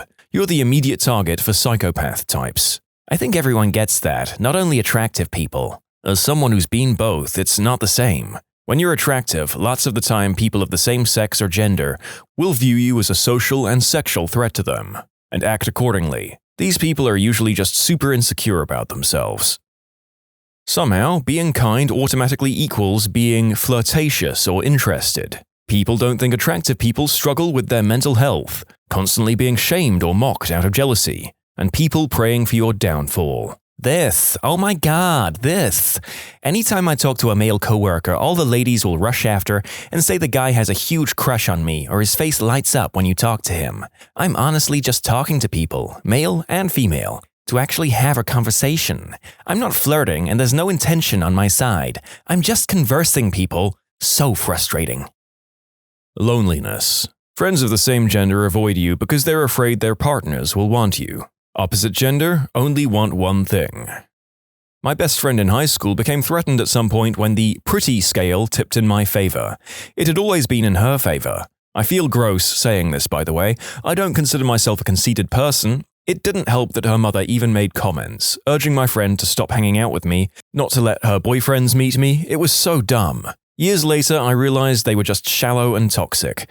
But yeah, some women will just not like you until you reach middle age. I'm pretty okay talking to girls in general, but then there are the bombshells, 10 out of 10. And there's just something so intimidating about them, and I don't know why. I just can't make decent conversations, at least not at first. I'd imagine it happens a lot to them, and must be quite awkward and weird when you just want to have a normal conversation with people.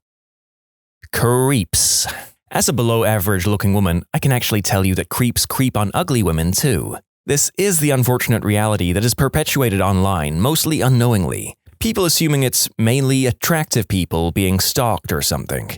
It's become a large documented thing in Me Too when people believed almost every claim since the actresses were mostly young and conventionally beautiful. But most indecent conduct isn't some creep following you or picking out attractive women. A large majority is done by someone you're close to or related to, in which case it's more about a power dynamic than conventional attractiveness. As someone who's been both young and hot and fat and frumpy, I found that the more conventionally attractive you are, the worse it is. Hot me was harassed every time I traveled home alone at night, and frumpy me enjoyed blissful invisibility. Not only the unwanted attention goes away, people are also less likely to help you or give you free stuff.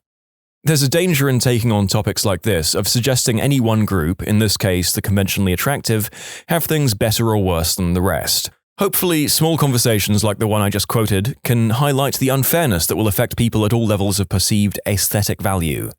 The next comment summarizes one recurring theme in this thread quite succinctly. People can like you way too much or hate your guts with a burning passion really quickly based off nothing.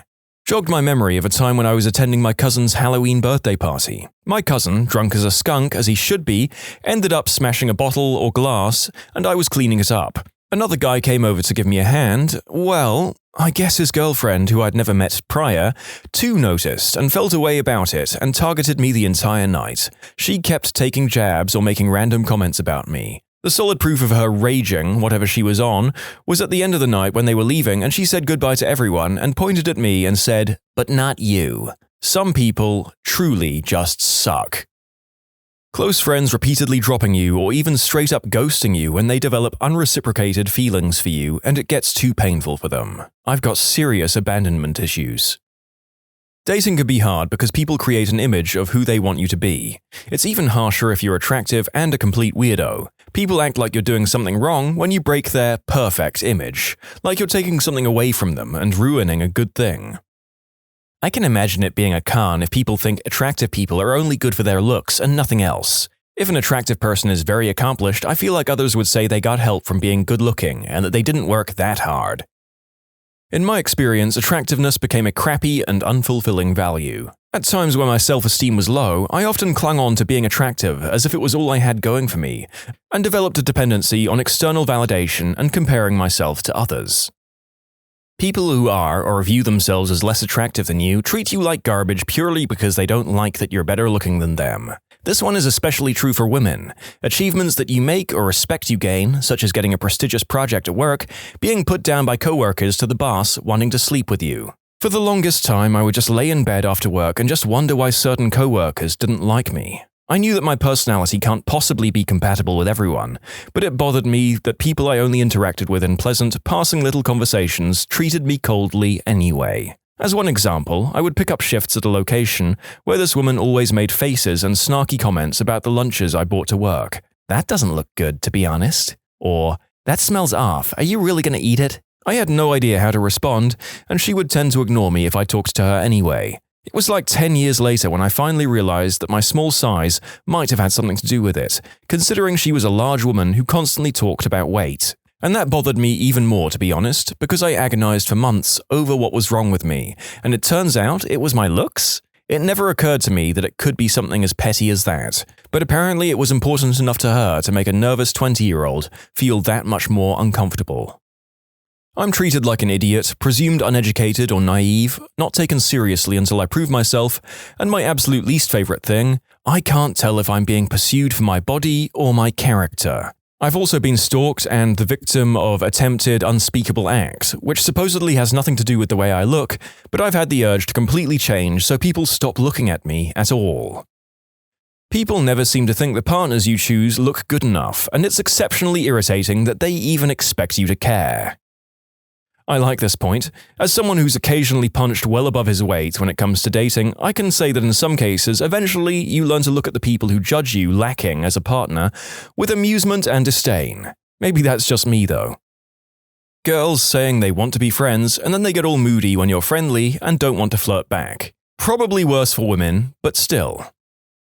People manipulate and hide things from you because they either want to satisfy themselves or use you to attract and influence others. You can easily end up out of your depth and in bad relationships without the tools or power to escape. You also attract narcissists. I'm attractive enough that I ended up dating a multimillionaire. She turned out to be controlling and violent and trapped me into a lease that I couldn't afford to leave, all because she liked that I was intimidatingly attractive. I won't make that mistake again.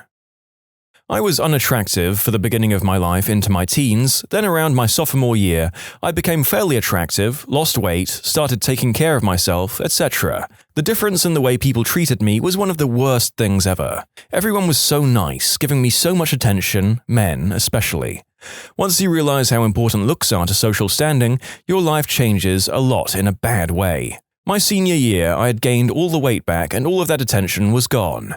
Now that I'm 27, I'm still very overweight, but I've learned how to be more confident and comfortable with myself and have attracted attention from people that actually care about me and not how I look. But it's a total mind frick for sure. My first summer job was in tech support. One of my co-workers was one of those human beings you'd just be in awe of if you met them.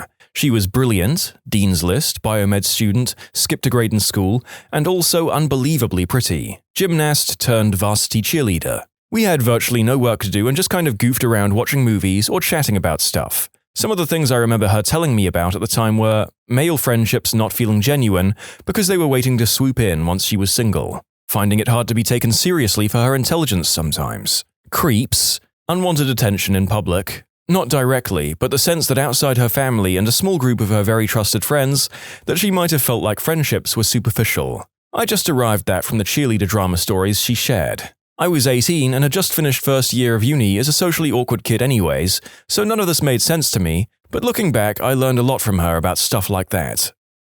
People automatically assume that you're swimming in romantic prospects and oftentimes take up a bitter attitude to you for it. The worst I've encountered, while attending a party with a friend and an ex-girlfriend, one Italian girl suddenly stared at me for several minutes. Then later on she went to talk a bit to my ex and said, "I cannot believe he's your boyfriend. He's so handsome." What the frick? Then she came back at me while I was talking with my friends and waited there for maybe 15 minutes, staring at me, trying to talk to me. I didn't know at this point why she went up to my girlfriend, and I was feeling something was really off, so I've only really looked at her once in this and never really answered her. She left later on, and then I've learned what she said to my girlfriend. These people aren't the worst, I mean, they're not murderers or anything, but in my opinion, they really suck as human beings because they do not realize the damages they can do with such small talk and behavior. You're never left alone in public. If you do something weird, people are much more likely to notice. But it's far more acceptable to be weird when you're attractive. Being weird as an attractive person is seen as quirky. Headphones. Always. You can't admit how much effort it takes for a huge component of attractiveness. Fitness. So you just have to let people think that you're lucky to be so thin and that it's not a deliberate effort to get sleep, prioritize health, etc. I'm not attractive necessarily, but I'm fit at an age where many of my peers are convinced that getting fat and frumpy is automatic, and it's hard to navigate. I've tried not to counteract what some of these people say so as to not taint their perspective, but I will weigh in as a man of average to low looks but a weird metabolism. Some of us can do no exercise and eat junk food for a year and still look pretty lean and muscular, even if in reality we're kind of weak. So I say the last point isn't universal, but maybe slightly more at an older age. I knew a girl in college who was stunning and smart. She was a med student, and she also had a large chest. She could not have a normal relationship with anyone, women or men. Women were highly jealous, and men couldn't talk to her face. I imagine it made her feel intensely lonely. Overweight most of my adult life. Wife and I lost a lot of weight together and are now in fairly good shape. I never get used to hugs from the women in our social circle. Now I get a lot of attention and greetings hugs. It's a weird change. Wife is wearing more dresses, nothing overly sexy, just very attractive. I noticed most guys we meet watching her walk away or looking her over. We're very committed to each other, so it's not a worry, just weird to have the attention. People stop taking you seriously. It takes far more effort to get a salient point across. Depending if this is a con for you, extra attention. Quite frankly, if you're a woman, it's more difficult to be taken seriously at work, since people will think you're just a pretty face. Conversely, if you're in a client role, you may be put in front of the client more often because of your looks. If you're male, good-looking and semi-competent, you'll be promoted through the ranks very quickly, which is a huge pro. In general, regardless of gender, being good-looking does create tension within your gender and social circles, social interactions because you're viewed as competition in the dating pool. People only like the chase. 3 of my relationships eventually faded out because I was sick of hearing, "You're so pretty," and they know nothing of me as a person. I wanted quality time. I wanted someone to know me as a person. They ended up saying, "You're too nice, you're so caring, I don't deserve you," and it ended. I felt used. At the start of relationships, they go out of their way to do such special nice things for you. They're in it for the chase only. Definitely creeps. In the same vein, I cannot stand staring. It's a cultural thing, but subconsciously, I take it as a threat or challenge. Also, you can get more dates with anyone you want, but 99% of them only want to be physical, not to actually date you as a relationship material. You start to wonder if your personality is the problem. Friends of the opposite gender just don't exist. When I was ugly or overweight, child, teen, I had tons of male friends. As an adult, I've had guys end friendships with me once they found out I wasn't single, or when they decide I'm worth nothing beyond my aesthetic appeal. If they can't do the deed with me, then they want nothing to do with me, other than to stalk my Instagram. I'm sick of, men can't be friends with women. No, you just don't see my value beyond my reproductive organs. Being tempered and propositioned by people that didn't care that I was married, engaged, or in relationships themselves. It planted a seed that people are not as loyal as the perception they tell their significant others, and I brought it home at one point into my marriage. As a man, when someone much younger wants you, it can be intoxicating, and that temptation can be hard to control. Furthermore, when you reject some of these ladies, they go from wanting to screw you at first sight to mean and nasty and full of name-calling just because you won't cheat. Those good-looking people can be hiding evil minds. The older and less attractive I get, the better people in general seem to treat me. When I was young, late teens to early 20s, women were nasty and men wanted me for one reason and one reason only, which is also nasty. I was subject to some pretty unsavory behavior and called degrading names. When you're treated nicely, it's for ulterior motives. Now, I get along with other women, and nobody is unnecessarily and inexplicably nasty to me, and I've actually made decent male friends. Nobody has tried to screw me for social points in years. In general, people take me more seriously and make far less assumptions about my personality and my background. When you're attractive, people tend to assume that everything else in your life is or has been great too, and I swear they used to imagine me living on daddy's yacht, sunbathing, and only lifting a finger to go shopping, based on the assumptions people used to make about me and the way they treated me. I had a few older men call me princess and act like I needed to be taught lessons about hard work and friendship, which was infuriating because my family was homeless when I was growing up, and I'd been working since I was 14. But when you're pretty, people take one look at you and ask, "What would you know?" Overall, people behave very strangely around people they view as conventionally attractive, and they make a lot of assumptions. There's a lot of bias, and that is a massive con. People almost never accurately judged me as a person. I felt like many people looked at me, but nobody actually saw me. Getting older has been a relief. People ask me actual questions about who I am and where I come from now. Far less people look at me, but I feel more seen than I ever did as an attractive young woman. I can't wait to turn 40. Now that I work in a female-dominated environment, I take extra care to make the younger, beautiful women feel seen and not just looked at. I like this approach of using your experience from both sides of the perceived aesthetic aisle and using it to empathize with those who suffer from the undue prejudices of society.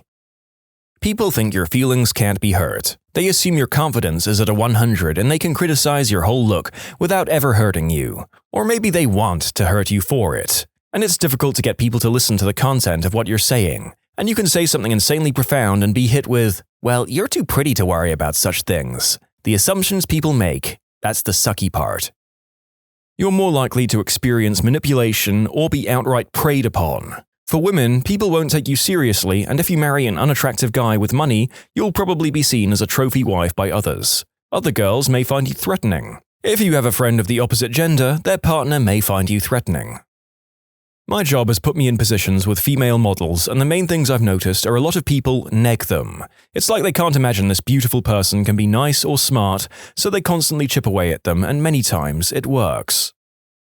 Being attractive doesn't bring down the cost of bacon. Getting constantly hit on by a gender you're not into. Boyfriend and I are both decent looking and straight, and 80% of people who hit on us are the same gender as us. We both give off gay vibes without trying, I guess. I'm not even that attractive, and yet going to clubs and stuff gives me the ick. Like, I love dancing and hanging out with my friends, but I'm so sick of creeps trying to grab me, or just following me around or whatever. If I'm on a night out these days, I usually only go to clubs and bars if I'm with a mixed group of friends of guys and girls, because as soon as it's just girls, random guys seem to think it's an invitation to get all up in our faces. Usually they leave me alone if I'm also with male friends, but even then, it doesn't always work. I just want to be able to dance without being grabbed or touched. What's the most insane coincidence you've experienced? Here before the comments are filled with, "That's not real, that didn't happen." I'm just reading what's on the thread, man. Cut me some slack. I was once mugged by 4 guys on one of the main shopping streets of Nairobi, Kenya. One of the guys had me in a chokehold, and just before I was about to pass out, they dropped me and ran. At the time, I didn't know why. 12 months later, sitting on a beach on an island in Thailand, I meet a British couple who did business in Kenya, and we start to talk about how dangerous it was getting for foreigners. They described an incident the year before of turning a corner and seeing a white guy being mugged and a shopkeeper who rescued him by hitting one of them over the head with a bat. They were in the street on the same day at the exact same time I was there. It was me who they witnessed being mugged. What are the odds of randomly meeting up on a beach in Thailand a year later? I live in Australia, and I have for almost my whole life, but I was born in Dubai. Every weekend in Dubai, my mom would take me to the Hilton Beach Club and sit me in front of the pastry chef and eat. We moved away from Dubai really early on, so I don't even remember much. Fast forward to 17 years of age, a new kid at school had just moved from a nearby town. We became friends, and we both loved cricket, and we practiced a lot together. My dad and I were giving him a lift home after we were practicing, and Dad asks, "Where were you born?" And he says, "Dubai." And the conversation continues, and I say I was too, etc. Then he says, "My parents used to be the pastry chefs at the Hilton Beach Club." And this blew me away. Here we were, 16 years later, halfway across the world, and every weekend I sat in front of his parents and ate what they made for me. To this day, I still get goosebumps thinking about it. I mean, what are the chances? A few years ago, I got into a cab heading out for the evening in downtown Toronto. Shortly after being dropped off, I realized I left my phone in the cab. I tried calling it with no luck. I called the cab company, but because I had flagged the cab and paid cash, they had no real way of knowing which cab I was in. I figured the phone was as good as done and went about my night. Many hours later, and having moved around the city quite a bit, I am ready to call it a night. So, flag another cab. Sitting in the back seat, I start to think the driver looks familiar and realize that I'm in the same cab I took earlier. He hasn't found a phone, but I start looking anyways, and sure enough, there it is, jammed in the seat. Me and my flip phone were happily reunited, only for me to put it in a washing machine 2 days later. Wop, wop, wop, wop. I have a similar story. I was going to a My Chemical Romance and Blink-182 concert back in college. I went with a couple of friends, and we got a hotel nearby Jiffy Lube Live in order to get plastered. I got some Wendy's on the way to the concert to eat in the parking lot beforehand, but left it in the taxi. I was drunkenly devastated. After the concert, we hail a cab and I get in, feel a brown paper bag at my feet, and look down. That beautiful ginger on the bag was smiling up at my inebriated eyes as if to say, "I knew you'd come back." An American friend of mine by the name of Tom took his family on vacation to check out Antarctica. He met an Australian guy named Paul on Christmas Day in Antarctica. They didn't exchange contact info. A year later, Christmas Day, they take their vacation to Machu Picchu. He's looking down at a map when he hears, "Hey Tom, how the heck are ya?" It was Paul, taking his family on their annual trip as well. Never could explain this payphone incident. Saturday night out with friends, we decided to call my friend Al to see if he wants to join us. This was in England long before mobile phones, so we had to use one of the iconic red phone booths. Someone was already using it, so we had to wait a few minutes. Guy leaves and we cram in the booth. Now, in those days, in order to make a call, you would first get a dial tone, then call the number. When the person answered, you would hear a bunch of beeps, at which point you insert the coins. So I pick up the phone, but hear no dial tone. I hang the phone up and try again. Still no dial tone. Seems to be still connected to the previous call. I say hello to see if anyone is still on the line. Person answers, "Hello?" It was my friend Al. He had just picked up his phone to make a call, and somehow, miraculously, without even dialing his number, we were connected. We all went to the pub after and tried to figure out how the heck this happened, but it remains a mystery. If I did not have my friends with me at the time as witnesses, I would have believed it was my mind playing tricks on me. In 2004, I was 18 and on a 3-week tour of Europe. I was at the Louvre and had just experienced the cluster that was the Mona Lisa exhibit. After looking at it for 2 minutes, I started to wander around aimlessly. As I was walking, an older couple asked if I knew how to get to the Mona Lisa exhibit. I told them yes, and because I'm horrible with directions, I'd be happy to walk them there myself. They were really nice and very appreciative that I was taking the time to help them. They asked me where I was from, US in Nashville, but I mentioned my parents were immigrants from Italy. They told me they were from Portugal on anniversary. We talked a bit more, told them my name, and they were really excited about it since I shared the same name as their grandchild. Anyways, we get to the exhibit, and I go to part ways and shake their hands, but get pulled in for 2 massive hugs and a kiss on the cheek. They give me their address and say anytime I'm in Portugal to stop by and I'll have a place to stay and eat. We take a group photo and leave. 7 years later, I'm in Munich for Oktoberfest. I'm standing outside my hotel waiting for my friends when an older couple asks if I know how to get to the fairgrounds. Again, I'm crap with directions. So since I'm headed there, I tell them they can just follow me and my friends. Again, we start talking about where we all are from. Now, I have a memory like an elephant, and once they mention they're from Portugal, I start to think maybe these are the same people. I ask them if they have grandkids, and they say they have 6. I ask if one of their names is History of a Man. They look at each other sort of surprised and say yes. They ask, how do I know that? And tell them that I had met them 7 years prior in Paris at the Louvre. The old lady gets really happy and starts crying and starts to hug me. They say they remember me now and asked why I never came to visit, that they had our picture in a frame on their wall and always wondered what happened to the nice American boy. We spent the next 3 hours drinking beers and catching up. Luckily, we got there early, so we were able to get an empty table, and they bought all the beers the entire time. This time, they demanded I give them my email so we could keep in contact. I even added their son on Facebook. 2 years later, I go and visit for the summer, and sure enough, there on the wall amongst the rest of their family pictures is 18-year-old me standing between them. I'll tell you all something. I'm a bit of an introvert and can be awkward when meeting new people, simply because I like to get a feel for who they are and where their boundaries are. But never in my life, other than with my own family, and maybe not even then, have I ever felt more at home and that I belonged than the 3 weeks I spent with them. We still talk weekly. It's like having a second family. In high school, my friend set me up with their boyfriend's cousin. Let's call him Jack. Jack and I were walking around an amusement park and started talking about recent family spring break vacations.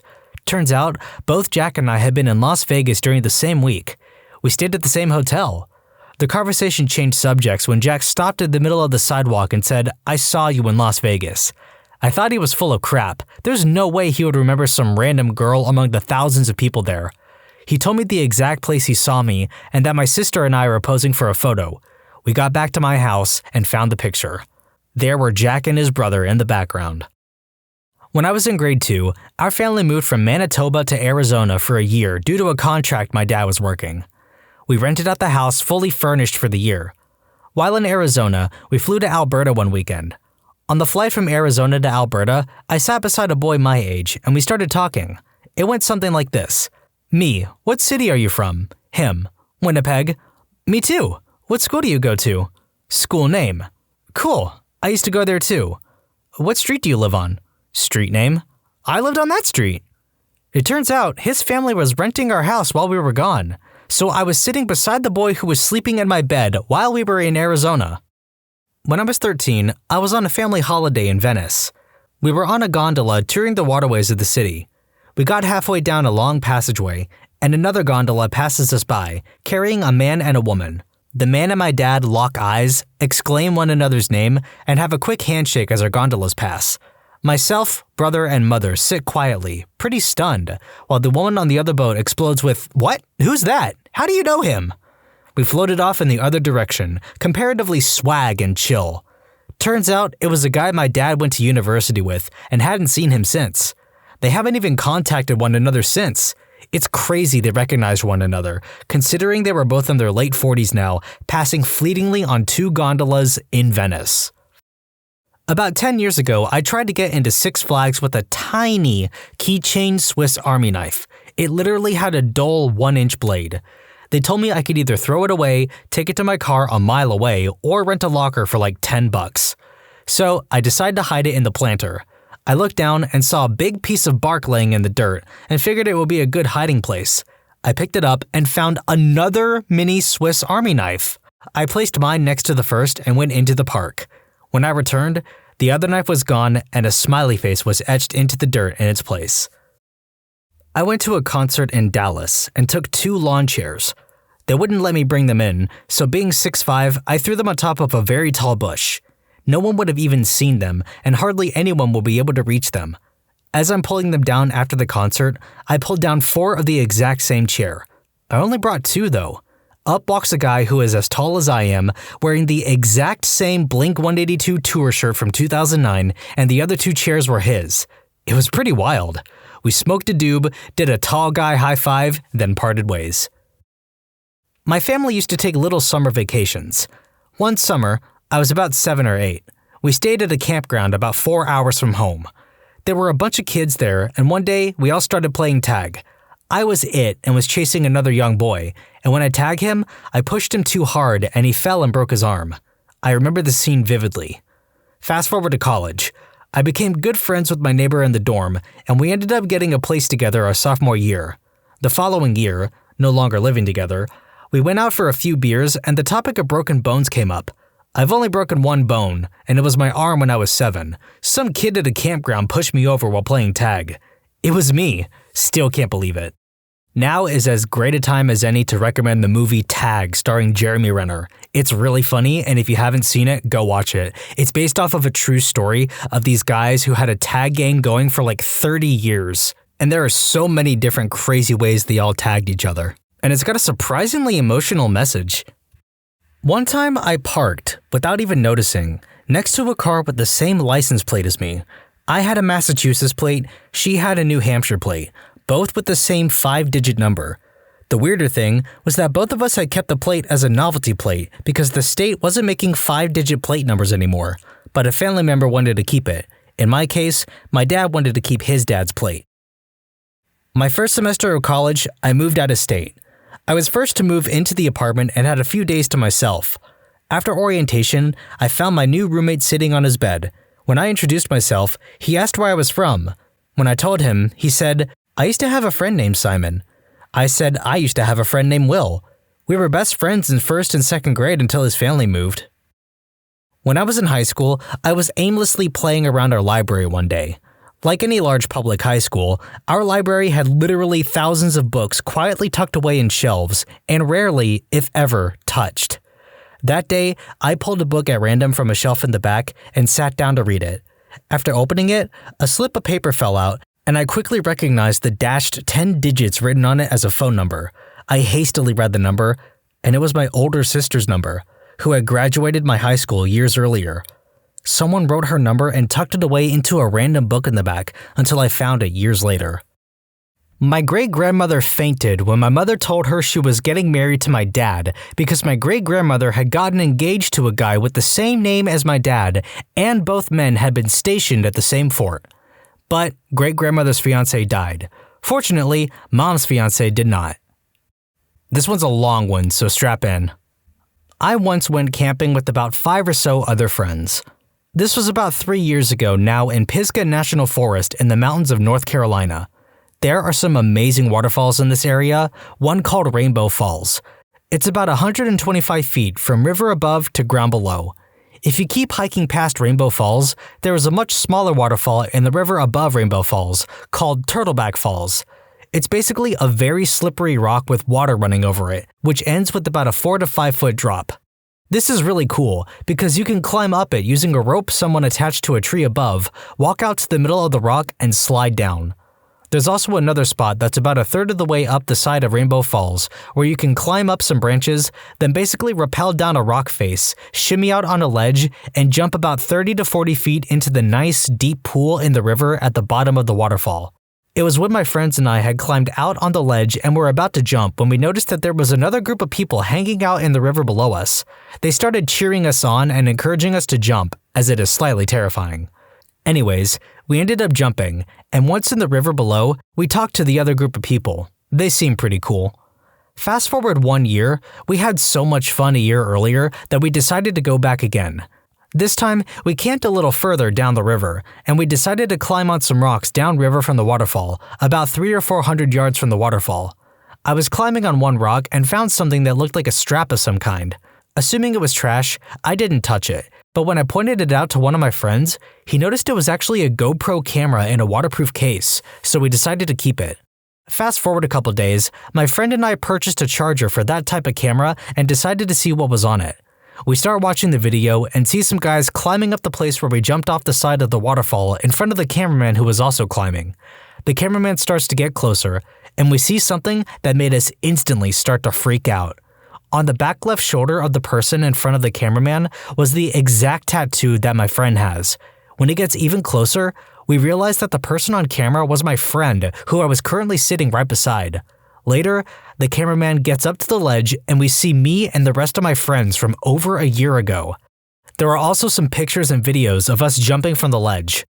We watched the rest of the video in a stunned state, and the last 30 minutes or so of footage is of the cameraman going up to the river above Rainbow Falls and sliding on Turtleback Falls, apparently losing his GoPro in the water after going over the falls.